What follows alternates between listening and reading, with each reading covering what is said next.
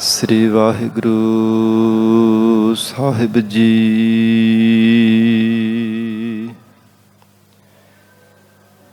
ਇੱਕ ਓੰਕਾਰ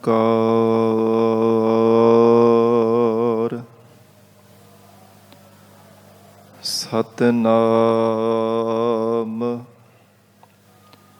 ਕਰਤਾ ਪੁਰਖ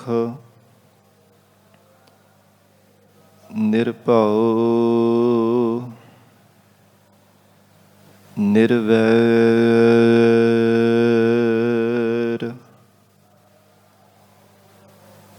ਅਕਾਲ ਮੂਰਤ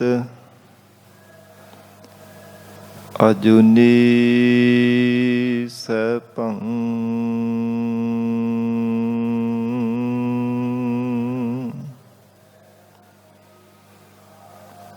ਗੁਰ ਪ੍ਰਸਾਦ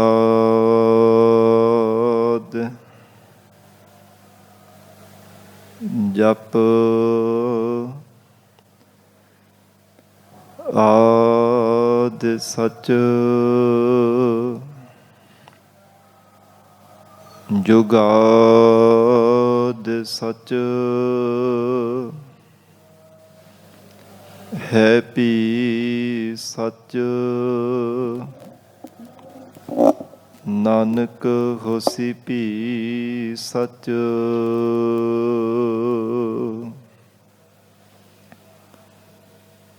ਉੱਚ ਅਪਾਰ ਬੇਅੰਤ ਸੁਆਮੀ ਕੌਣ ਜਾਣੈ ਗੁਣ ਤੇਰੇ।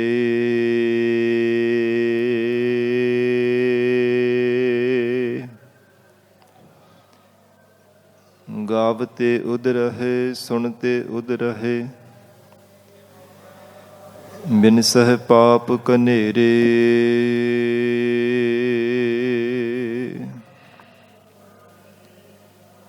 ਜਿਉ ਬੋਲਾਵਹਿ ਤਿਉ ਬੋਲਹਿ ਸੁਆਮੀ ਕੁਦਰਤ ਕਮਨ ਹਮਾਰੀ।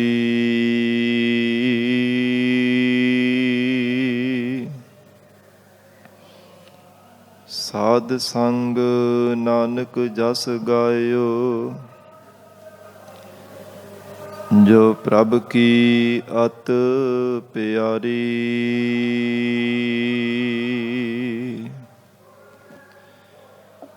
ਸਾਧ ਸੰਗ ਨਾਨਕ ਜਸ ਗਾਇਓ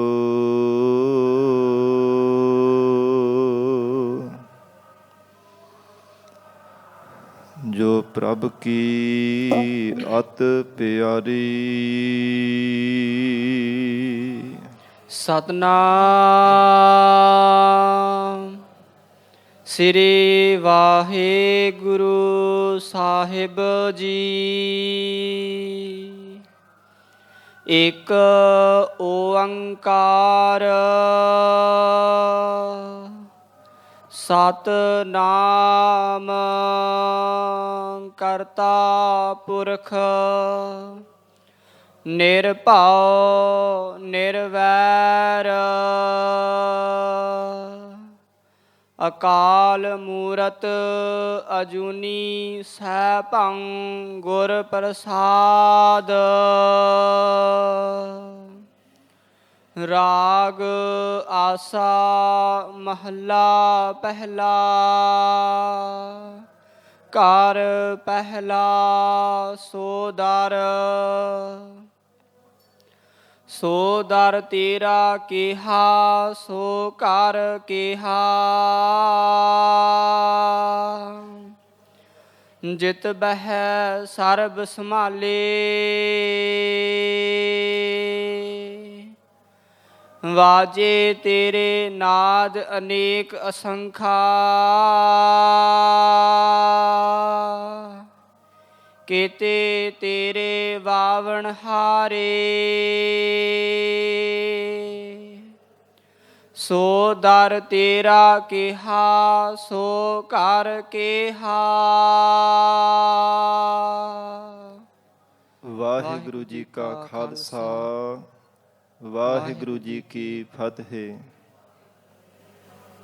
ਪਤਿਤ ਪਾਵਨ ਭਗਤ ਵਛਲ ਅੰਤਰਜਾਮੀ ਕਰੁਣਾ ਨਿਧਾਨ ਗੁਰੂ ਗਰੀਬ ਨਵਾਜ ਕਲ ਜੁਗ ਕੇ ਤਾਰਨ ਹਾਰੇ ਸ਼ਬਦ ਗੁਰੂ ਸਾਹਿਬ ਸਤਿਗੁਰੂ ਧੰਨ ਧੰਨ ਸ੍ਰੀ ਗੁਰੂ ਗ੍ਰੰਥ ਸਾਹਿਬ ਮਹਾਰਾਜ ਸੱਚੇ ਪਾਤਸ਼ਾਹ ਜੀ ਦੀ ਪਾਵਨ ਪਵਿੱਤਰ ਹਜ਼ੂਰੀ ਅੰਦਰ ਸੁਭਾਇਮਾਨ ਗੁਰੂ ਖਾਲਸਾ ਸਾਧ ਸੰਗਤ ਜੀਓ, ਸਤਿਗੁਰੂ ਜੀ ਦੀ ਮਹਾਨ ਬਖਸ਼ਿਸ਼ ਦਾ ਸਦਕਾ ਅੰਮ੍ਰਿਤ ਵੇਲੇ ਤੋਂ ਮਹਾਰਾਜ ਸਾਹਿਬ ਜੀ ਦੀ ਪਾਵਨ ਹਜ਼ੂਰੀ ਅੰਦਰ ਦੀਵਾਨ ਸਜੇ ਸਨ। ਸਜੇ ਹੋ ਦੀਵਾਨਾਂ ਅੰਦਰ ਆਪ ਸਰਬੱਤ ਸੰਗਤਾਂ ਹਾਜ਼ਰੀਆਂ ਭਰ ਕੇ ਲਾਹੇ ਪ੍ਰਾਪਤ ਕਰ ਰਹੇ ਹੋ। ਆਓ ਸਾਧ ਸੰਗਤ ਜੀ ਹੋਰ ਵੀ ਕੋਈ ਸਮਾਂ ਪਿਆਰ ਸਤਿਕਾਰ ਸਹਿਤ ਸਤਿਗੁਰੂ ਜੀ ਦੇ ਚਰਨਾਂ ਵਿੱਚ ਬੈਠ ਕੇ ਲੜੀਵਾਰ ਗੁਰੂ ਸ਼ਬਦ ਦੀ ਵਿਚਾਰ ਨਾਲ ਜੁੜ ਕੇ ਲਾਹੇ ਪ੍ਰਾਪਤ ਕਰੀਏ। ਗਰੀਬ ਨਵਾਜ ਜਗਤ ਗੁਰੂ ਧੰਨ ਸ੍ਰੀ ਗੁਰੂ ਨਾਨਕ ਦੇਵ ਸਾਹਿਬ ਮਹਾਰਾਜ ਸਾਹਿਬ ਜੀ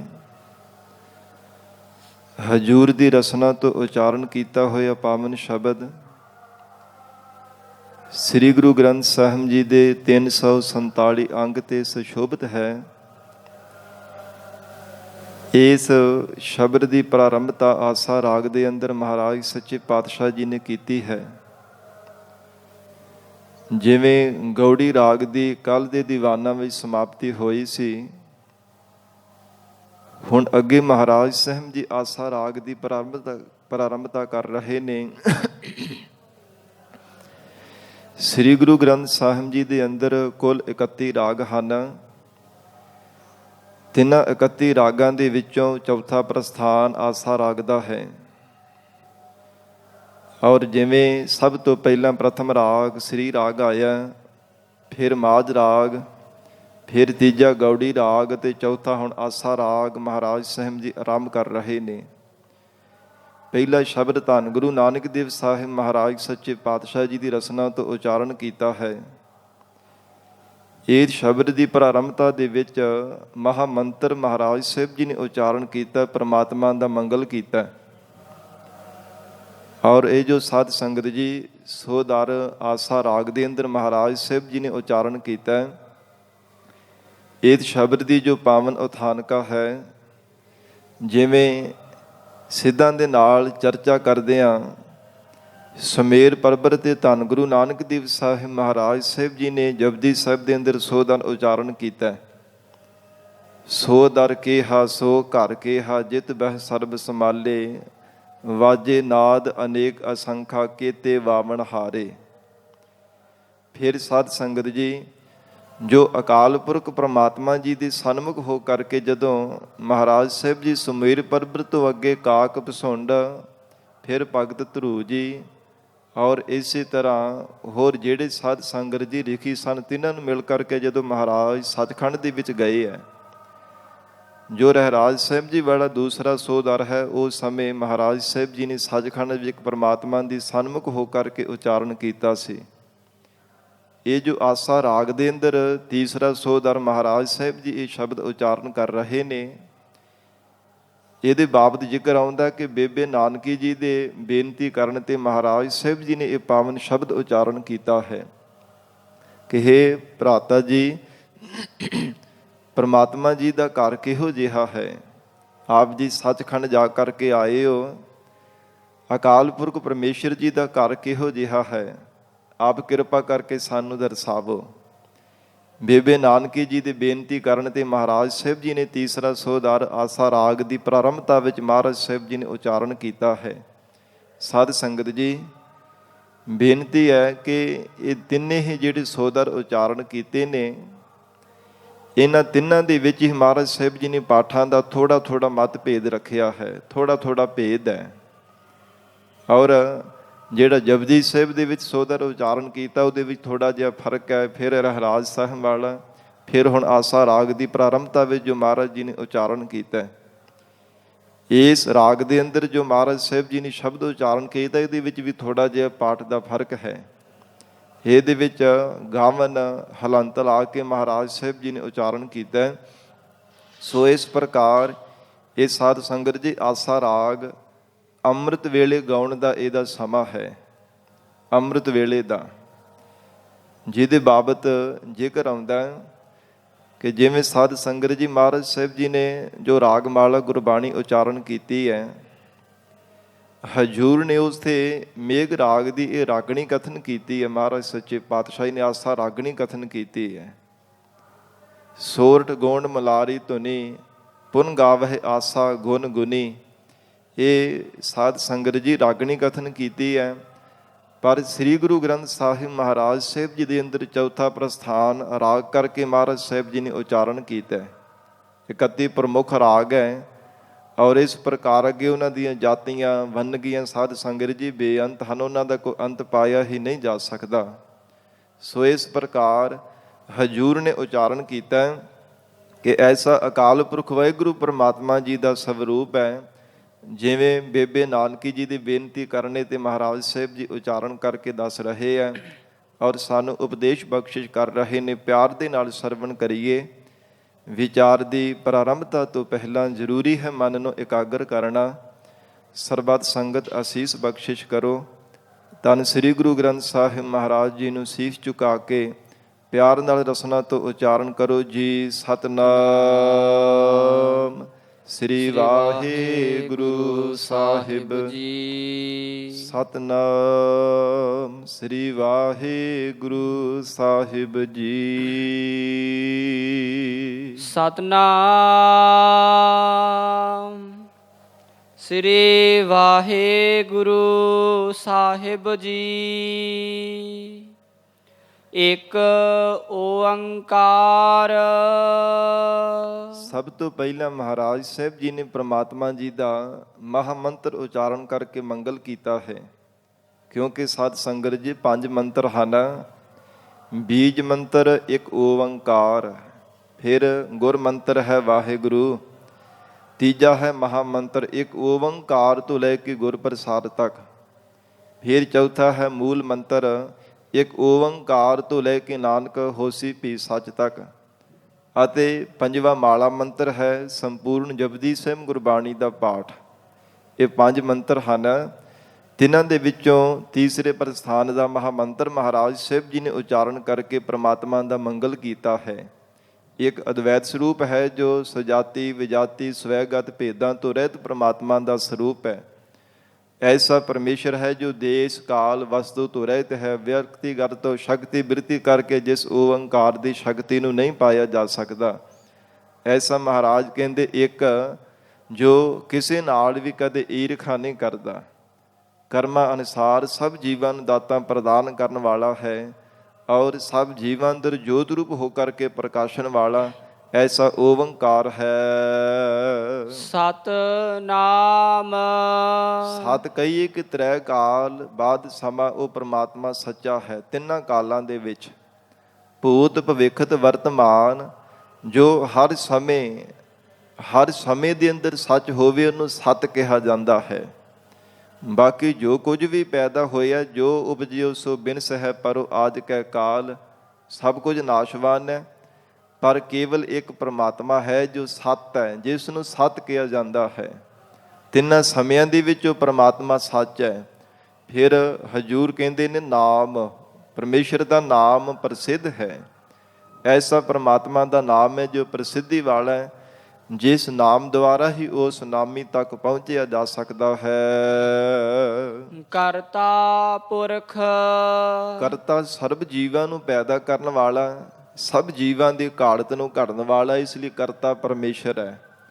ਔਰ ਕਰਤਾ ਜੋ ਸਾਧ ਸੰਗਤ ਜੀ ਸਭ ਜੀਵਾਂ ਦਾ ਕਰਤਾ ਭਰਤਾ ਤੇ ਹਰਤਾ ਵੀ ਆਪ ਹੈ, ਲੈਤਾ ਵੀ ਆਪ ਹੀ ਕਰਨ ਵਾਲਾ। ਪੁਰਖ ਸਰੂਪ ਹੈ ਜਿਸ ਨੇ ਜਗਤ ਰੂਪ ਬਾਲਕ ਨੂੰ ਪੈਦਾ ਕੀਤਾ। ਪੁਰਖ ਪ੍ਰਕਾਸ਼ ਕਰਨ ਵਾਲਾ ਹੈ, ਪੁਰਖ ਪ੍ਰਸ਼ਾਰਥ ਕਰਨ ਵਾਲਾ ਹੈ, ਪੁਰਖ ਪੂੰ ਆਦਿਕ ਨਰਕਾਂ ਤੋਂ ਰੱਖਿਆ ਕਰਨ ਵਾਲਾ ਹੈ। ਔਰ ਇਸ ਪ੍ਰਕਾਰ ਵਿਕਾਰਾਂ ਰੂਪੀ ਸਾਧ ਸੰਗਤ ਜੀ ਔਗਣਾ ਰੂਪੀ ਨਰਕਾਂ ਤੋਂ ਵੀ ਰੱਖਿਆ ਕਰਨ ਵਾਲਾ ਹੈ। ਐਸਾ ਪਰਮੇਸ਼ਰ ਹੈ ਖੋਟੀ ਸੰਗਤ ਰੂਪੀ ਨਰਕ ਤੋਂ ਵੀ ਰੱਖਿਆ ਕਰਨ ਵਾਲਾ ਹੈ। ਦੁਨੀਆ ਦੇ ਭੈੜੇ ਨਸ਼ਿਆਂ ਰੂਪ ਨਰਕਾਂ ਤੋਂ ਵੀ ਰੱਖਿਆ ਕਰਨ ਵਾਲਾ ਹੈ। ਇਹ ਵੀ ਸਾਧ ਸੰਗਤ ਜੀ ਨਰਕ ਹੀ ਹੈ ਜਿਹੜੇ ਸੰਸਾਰ ਦੇ ਅੰਦਰ ਇਹ ਵਿਸ਼ਿਆਂ ਰੂਪੀ ਵਿਕਾਰਾਂ ਰੂਪੀ ਔਰ ਇਸ ਪ੍ਰਕਾਰ ਮਹਾਰਾਜ ਕਹਿੰਦੇ ਸਭ ਤੋਂ ਰੱਖਿਆ ਕਰਨ ਵਾਲਾ ਐਸਾ ਪੁਰਖ ਸਰੂਪ ਪਰਮੇਸ਼ਰ ਹੈ। ਨਿਰਭਉ ਨਿਰਵੈਰ ਨਿਰਭਉ ਕਹੀਏ ਕਿ ਜਿਸ ਦੇ ਅੰਦਰ ਕਿਸੇ ਪ੍ਰਕਾਰ ਦਾ ਭੈ ਨਹੀਂ ਹੈ। ਬਾਕੀ ਜਿੰਨੇ ਵੀ ਸੰਸਾਰ ਦੇ ਜੀਵ ਹਨ ਦੈਵੀ ਸ਼ਕਤੀਆਂ ਨੇ, ਭੈ ਵਿੱਚ ਸਭ ਆਕਾਰ ਹੈ। ਨਿਰਭਉ ਹਰ ਜੀਉ ਸੋਏ। ਜਿੰਨਾ ਵੀ ਸ੍ਰਿਸ਼ਟੀ ਦਾ ਆਕਾਰ ਹੈ ਸਾਰਾ ਭੈ ਦੇ ਅੰਦਰ ਹੈ। ਕੇਵਲ ਇੱਕ ਪਰਮਾਤਮਾ ਹੈ ਜੋ ਨਿਰਭਉ ਸਰੂਪ ਹੈ। ਭੈ ਵਿੱਚ ਪਵਨ ਵਹਿ ਸਦਵਾਓ, ਭੈ ਵਿੱਚ ਚੱਲਹਿ ਲਖ ਦਰਿਆਓ, ਭੈ ਵਿੱਚ ਅਗਨ ਕੱਢੈ ਵਿਗਾਰ, ਭੈ ਵਿੱਚ ਧਰਤੀ ਦੱਬੇ ਭਾਰ। ਜੋ ਕੁਝ ਵੀ ਪੈਦਾ ਹੋਇਆ ਸਭ ਕੁਝ ਭੈ ਦੇ ਅੰਦਰ ਹੈ। ਕੇਵਲ ਇੱਕ ਪਰਮਾਤਮਾ ਹੈ ਜੋ ਨਿਰਭਉ ਸਰੂਪ ਹੈ। ਫਿਰ ਨਿਰਵੈਰ ਹੈ, ਕਿਸੇ ਨਾਲ ਵੈਰ ਕਰਨ ਵਾਲਾ ਵੀ ਨਹੀਂ ਹੈ। ਵੈਰ ਕਰੇਗਾ ਵੀ ਕਿਸੇ ਨਾਲ ਕਿਉਂ? ਕਿਉਂਕਿ ਹਰ ਇੱਕ ਦੇ ਅੰਦਰ ਤਾਂ ਪਰਮੇਸ਼ਰ ਆਪ ਬੈਠਾ ਹੈ। ਤੇ ਸਾਧ ਸੰਗਤ ਜੀ ਆਪਣੇ ਨਾਲ, ਆਪਣੇ ਆਪ ਦੇ ਨਾਲ ਕੋਈ ਥੋੜਾ ਵੈਰ ਕਰਦਾ ਹੈ। ਦੂਜਾ ਕੋਈ ਦਿਸਦਾ ਤਾਂ ਹੀ ਉਹਦੇ ਨਾਲ ਵੈਰ ਕਰੀਦਾ ਹੈ। ਦੂਜੇ ਦੇ ਨਾਲ ਹੀ ਵੈਰ ਕਮਾਇਆ ਜਾਂਦਾ। ਵੈਰ ਭਾਵਨਾ ਮਨ ਦੇ ਅੰਦਰ ਧਾਰਨ ਕਰੀਦੀ ਹੈ। ਜਦੋਂ ਆਪਣਾ ਆਪ ਹੀ ਨਜ਼ਰ ਆ ਜਾਵੇ ਫਿਰ ਦੂਜਾ ਦਿਸਦਾ ਹੀ ਨਹੀਂ, ਤੇ ਫਿਰ ਆਪਣੇ ਆਪ ਨਾਲ ਕੋਈ ਵੈਰ ਥੋੜਾ ਕਰ ਸਕਦਾ। ਐਸਾ ਨਿਰਵੈਰ ਪ੍ਰਮਾਤਮਾ ਦਾ ਸਰੂਪ ਹੈ। ਅਕਾਲ ਮੂਰਤ ਕਾਲ ਤੋਂ ਰਹਿਤ ਪ੍ਰਮਾਤਮਾ ਦੀ ਹਸਤੀ ਹੈ। ਜੋ ਕੁਝ ਵੀ ਹੈ ਸਭ ਕੁਝ ਕਾਲ ਦੀ ਲਪੇਟ ਵਿੱਚ ਆਉਣ ਵਾਲਾ ਹੈ। ਕਾਲ ਪਾਏ ਬ੍ਰਹਮਾ ਬਪਤਰਾ, ਕਾਲ ਪਾਏ ਸਿਵ ਜੂ ਅਵਤਰਾ, ਕਾਲ ਪਾਏ ਕਰ ਬਿਸ਼ਨ ਪ੍ਰਕਾਸ਼ਾ, ਸਕਲ ਕਾਲ ਕਾ ਕੀਆ ਤਮਾਸ਼ਾ। ਜਲ ਕਹਾ ਥਲ ਕਹਾ ਗਾਉਨ ਕੇ ਗगन ਕਹਾ, ਕਾਲ ਕੇ ਬਨਾਹੇ ਸਭ ਕਾਲ ਹੀ ਚੁਬਾਹੇਂਗੇ। ਜੋ ਕੁਝ ਵੀ ਹੈ ਸਭ ਕੁਝ ਕਾਲ ਦਾ ਪੈਦਾ ਕੀਤਾ। ਕਾਲ ਸਭ ਨੂੰ ਚੱਬ ਜਾਣ ਵਾਲਾ ਹੈ, ਆਪਣੇ ਅਧੀਨ ਕਰ ਲੈਣ ਵਾਲਾ ਹੈ। ਪਰ ਕੇਵਲ ਇੱਕ ਪਰਮਾਤਮਾ ਹੈ ਜੋ ਅਕਾਲ ਸਰੂਪ ਹੈ। ਕਾਲ ਦੀ ਹਸਤੀ ਤੋਂ ਸਾਧ ਸੰਗਤ ਜੀ, ਕਾਲ ਦੀ ਲਪੇਟ ਤੋਂ ਪਰੇ ਉਹ ਪਰਮਾਤਮਾ ਜੀ ਦਾ ਸਰੂਪ ਹੈ। ਐਸਾ ਅਕਾਲ ਪੁਰਖ ਵਾਹਿਗੁਰੂ ਜੀ ਦਾ ਸਵਰੂਪ ਹੈ। ਅਜੂਨੀ ਸੈਭੰ ਫਿਰ ਜੂਨਾਂ ਤੋਂ ਰਹਿਤ ਹੈ। ਅਜੂਨੀ 84 ਲੱਖ ਜੂਨਾਂ ਵਿੱਚੋਂ ਕਿਸੇ ਜੂਨ ਵਿੱਚ ਆਉਣ ਵਾਲਾ ਨਹੀਂ ਹੈ। ਫਿਰ ਮਹਾਰਾਜ ਕਹਿੰਦੇ ਸੈਭੰ ਸੁਤੇ ਹੀ ਪ੍ਰਕਾਸ਼ ਸਰੂਪ ਹੈ, ਅਜਨਮਾ ਹੈ, ਉਹਨੂੰ ਕੋਈ ਪੈਦਾ ਕਰਨ ਵਾਲਾ ਵੀ ਨਹੀਂ ਹੈ। ਗੁਰ ਪ੍ਰਸਾਦ ਗੁਰ ਕਹੀਏ ਕਿ ਚੇਤਨ ਸਰੂਪ ਹੈ। ਕਦੇ ਜੜਤਾ ਵਾਂਗ ਜੜਤ ਬਣਨ ਵਾਲਾ, ਜੜ ਸਰੂਪ ਨਹੀਂ ਬਣਨ ਵਾਲਾ। ਐਸਾ ਚੇਤਨ ਸਰੂਪ ਹੈ, ਸਦਾ ਹੀ ਚੇਤਨ ਰਹਿਣ ਵਾਲਾ। ਤੇ ਪ੍ਰਸਾਦ ਇੱਕ ਰਸ ਰਹਿਣ ਵਾਲਾ, ਇੱਕ ਆਨੰਦ ਦੇ ਵਿੱਚ ਲੀਨ ਰਹਿਣ ਵਾਲਾ। ਗੁਰ ਪ੍ਰਸਾਦ ਮਹਾਰਾਜ ਹਜੂਰ ਦੇ ਬੇਨਤੀ ਕਰਨੇ ਤੇ ਦੱਸਦੇ ਕਿ ਓੰਕਾਰ ਦੀ ਸ਼ਕਤੀ ਨੂੰ ਸਤਿਗੁਰੂ ਜੀ ਦੀ ਪ੍ਰਸਾਦ ਕਿਰਪਾ ਦੁਆਰਾ ਪਾਈਦਾ ਹੈ। ਉਸ ਓੰਕਾਰ ਦੀ ਸ਼ਕਤੀ ਨੂੰ ਪਾਣਾ ਹੋਵੇ ਤੇ ਮਹਾਰਾਜ ਕਹਿੰਦੇ ਗੁਰੂ ਕਿਰਪਾ ਹੋਣੀ ਜ਼ਰੂਰੀ ਹੈ। ਰਾਗ ਆਸਾ ਮਹੱਲਾ ਪਹਿਲਾ, ਘਰ ਪਹਿਲਾ ਸੋ ਦਰ।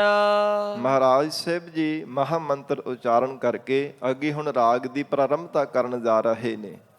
ਸਤਿਗੁਰੂ ਜੀ ਨੇ ਬਖਸ਼ਿਸ਼ ਕੀਤੀ ਹੈ ਰਾਗ ਆਸਾ। ਆਸਾ ਰਾਗ ਹੈ। ਮਹੱਲਾ ਪਹਿਲਾ, ਮਹੱਲਾ ਕਹੀਏ ਕਿ ਸਰੂਪ ਪਹਿਲੇ ਪਾਤਸ਼ਾਹ ਜਗਤ ਗੁਰੂ ਧੰਨ ਸ੍ਰੀ ਗੁਰੂ ਨਾਨਕ ਦੇਵ ਸਾਹਿਬ ਮਹਾਰਾਜ ਸਾਹਿਬ ਜੀ ਉਚਾਰਨ ਕਰ ਰਹੇ ਨੇ। ਔਰ ਘਰ ਪਹਿਲਾ, ਪਹਿਲੇ ਸੁਰ ਤਾਲ ਦੇ ਵਿੱਚ ਇਹ ਸ਼ਬਦ ਨੂੰ ਗਾਈਦਾ ਹੈ। ਜਦੋਂ ਰਾਗੀ ਸਿੰਘ ਸਾਜ਼ਾਂ ਦੇ ਨਾਲ ਗਾਉਂਦੇ ਨੇ ਤੇ ਮਹਾਰਾਜ ਸਾਹਿਬ ਜੀ ਕਹਿੰਦੇ ਨੂੰ ਪਹਿਲੇ ਸੁਰ ਤਾਲ ਦੇ ਵਿੱਚ ਗਾਵਣ ਦਾ ਇਹ ਸਾਧ ਸੰਗਤ ਜੀ ਮਰਜ਼ਾਦਾ ਬੱਧੀ ਹੋਈ ਹੈ। ਜਿਵੇਂ 17ਵੇਂ ਘਰ ਸੁਰ ਤਾਲ ਤੱਕ ਮਹਾਰਾਜ ਸਾਹਿਬ ਜੀ ਨੇ ਸ਼ਬਦ ਉਚਾਰਨ ਕੀਤੇ ਹੈ ਗੁਰਬਾਣੀ ਅੰਦਰ, ਸ੍ਰੀ ਗੁਰੂ ਗ੍ਰੰਥ ਸਾਹਿਬ ਜੀ ਅੰਦਰ ਜੋ ਦਰਜ ਹਨ। ਔਰ ਇਸ ਬਾਣੀ ਦਾ ਨਾਮ ਹੈ ਸੋ ਦਰ। ਉਹ ਪ੍ਰਮਾਤਮਾ ਜੀ ਦਾ ਕਿਹੜਾ ਦਰ ਹੈ, ਕਿਹੜਾ ਘਰ ਹੈ, ਕਿਹੋ ਜਿਹਾ ਉਹ ਪ੍ਰਮਾਤਮਾ ਜੀ ਦਾ ਸਰੂਪ ਰੂਪੀ ਘਰ ਹੈ। ਸੋ ਦਰ ਤੇਰਾ ਕਿਹਾ ਸੋ ਘਰ ਕਿਹਾ। ਹੇ ਪ੍ਰਮਾਤਮਾ ਜੀ, ਅਕਾਲ ਪੁਰਖ ਜੀ ਦੇ ਸਨਮੁਖ ਹੋ ਕਰਕੇ ਮਹਾਰਾਜ ਸਾਹਿਬ ਜੀ ਉਚਾਰਨ ਕਰ ਰਹੇ ਨੇ। ਸੋ ਦਰ ਤੇਰਾ ਕਿਹਾ ਸੋ ਘਰ ਕਿਹਾ। ਹੇ ਮਹਾਰਾਜ, ਉਹ ਆਪ ਜੀ ਦਾ ਕਿਹੜਾ ਦਰ ਹੈ, ਆਪ ਜੀ ਦਾ ਮਹਾਰਾਜ ਕਿਹੜਾ ਸਰੂਪ ਰੂਪੀ ਘਰ ਹੈ। ਜਿਤ ਬਹਿ ਸਰਬ ਸੰਭਾਲੇ। ਹੇ ਮਹਾਰਾਜ, ਜਿੱਥੇ ਬੈਠ ਕੇ ਆਪ ਜੀ ਸਭ ਜੀਵਾਂ ਦੀ ਸੰਭਾਲਣਾ ਕਰ ਰਹੇ ਹੋ, ਕਿਹੜਾ ਮਹਾਰਾਜ ਐਸਾ ਥਾਂ ਹੈ। ਕਿਵੇਂ ਕੋਈ ਕਥਨ ਕਰ ਲਵੇਗਾ, ਕਿਉਂਕਿ ਸਾਧ ਸੰਗਤ ਜੀ ਕੋਈ ਮਨੁੱਖ ਭਾਵੇਂ ਜੇ ਇੱਕ ਨਗਰ ਨੂੰ ਕਿਸੇ ਨੇ ਸੰਭਾਲਣਾ ਹੋਵੇ ਤੇ ਉਹ ਵੀ ਘਰ ਘਰ ਵਿੱਚ ਜਾ ਕੇ ਉਹਨੂੰ ਦੇਖਣਾ ਪੈਂਦਾ। ਕਿਸੇ ਦੀ ਸਾਂਭ ਸੰਭਾਲ ਕਰਨੀ ਹੋਵੇ, ਬਹੁਤੀ ਦੂਰ ਕਿ ਆਪਣੇ ਪਰਿਵਾਰ ਦੀ ਸਾਂਭ ਕਰਨੀ ਹੋਵੇ, ਵੱਡਾ ਮਹਿਲ ਛੱਤਿਆ ਹੋਵੇ ਤੇ ਉਹ ਵੀ ਉਹਨੂੰ ਜਾ ਕੇ ਖਬਰਸਾਰ ਲੈਣੀ ਪੈਂਦੀ ਹੈ। ਔਰ ਇਸੇ ਤਰ੍ਹਾਂ ਨਗਰ ਨੂੰ ਸਾਂਭਣਾ ਪਵੇ, ਬਹੁਤੇ ਲੋਕਾਂ ਨੂੰ ਸਾਂਭਣਾ ਪੈ ਜਾਵੇ ਤੇ ਉਹ ਵੀ ਸਾਧ ਸੰਗਤ ਜੀ ਮਨੁੱਖ ਨੂੰ ਕੋਲ ਜਾ ਕਰਕੇ ਉਹਨਾਂ ਦੀ ਖਬਰਸਾਰ ਲੈਣੀ ਪੈਂਦੀ ਹੈ। ਪਰ ਪ੍ਰਮਾਤਮਾ ਅਜਿਹਾ ਨਹੀਂ ਹੈ, ਉਹ ਸੰਸਾਰ ਦੇ ਜੀਵਾਂ ਦੀ ਤਰ੍ਹਾਂ ਨਹੀਂ ਹੈ। ਮਹਾਰਾਜ ਹਜ਼ੂਰ ਕਹਿੰਦੇ ਹਨ ਕਿ ਕਿਵੇਂ ਉਹ ਪ੍ਰਮਾਤਮਾ ਦੀ ਸ਼ਕਤੀ ਨੂੰ ਕੋਈ ਕਥਨ ਕਰ ਸਕਦਾ, ਨਾਮੁਮਕਿਨ ਹੈ। ਇਸ ਕਰਕੇ ਪ੍ਰਮਾਤਮਾ ਜੀ ਕਿਹੜਾ ਆਪ ਜੀ ਦਾ ਉਹ ਦਰ ਹੈ, ਕਿਹੜਾ ਮਹਾਰਾਜ ਆਪ ਜੀ ਦਾ ਐਸਾ ਘਰ ਹੈ ਜਿੱਥੇ ਬੈਠ ਕੇ ਜਿਤ ਬਹਿ ਸਰਬ ਸੰਭਾਲੇ, ਜਿੱਥੇ ਬੈਠ ਕੇ ਸਾਰੀ ਸ੍ਰਿਸ਼ਟੀ ਦੇ ਜੀਵਾਂ ਦੀ, ਚਾਰ ਖਾਣੀਆਂ ਤੋਂ ਪੈਦਾ ਕੀਤੇ ਹੋ 84 ਲੱਖ ਜੂਨਾਂ ਦੇ ਸਭ ਤਮਾਮ ਰੰਗਾਂ ਦੇ ਜੀਵ ਜੰਤੂਆਂ ਦੇ ਆਪ ਜੀ ਸੰਭਾਲਣਾ, ਪਰਵਰਿਸ਼ ਕਰ ਰਹੇ ਹੋ। ਸਭ ਜੀਵਾਂ ਦੀ ਦੇਖ ਰੇਖ ਕਰ ਰਹੇ ਹੋ। ਸਭ ਜੀਵਾਂ ਨੂੰ ਸਮੇਂ ਅਨੁਸਾਰ ਦਾਤਾਂ ਪ੍ਰਦਾਨ ਕਰ ਰਹੇ ਹੋ।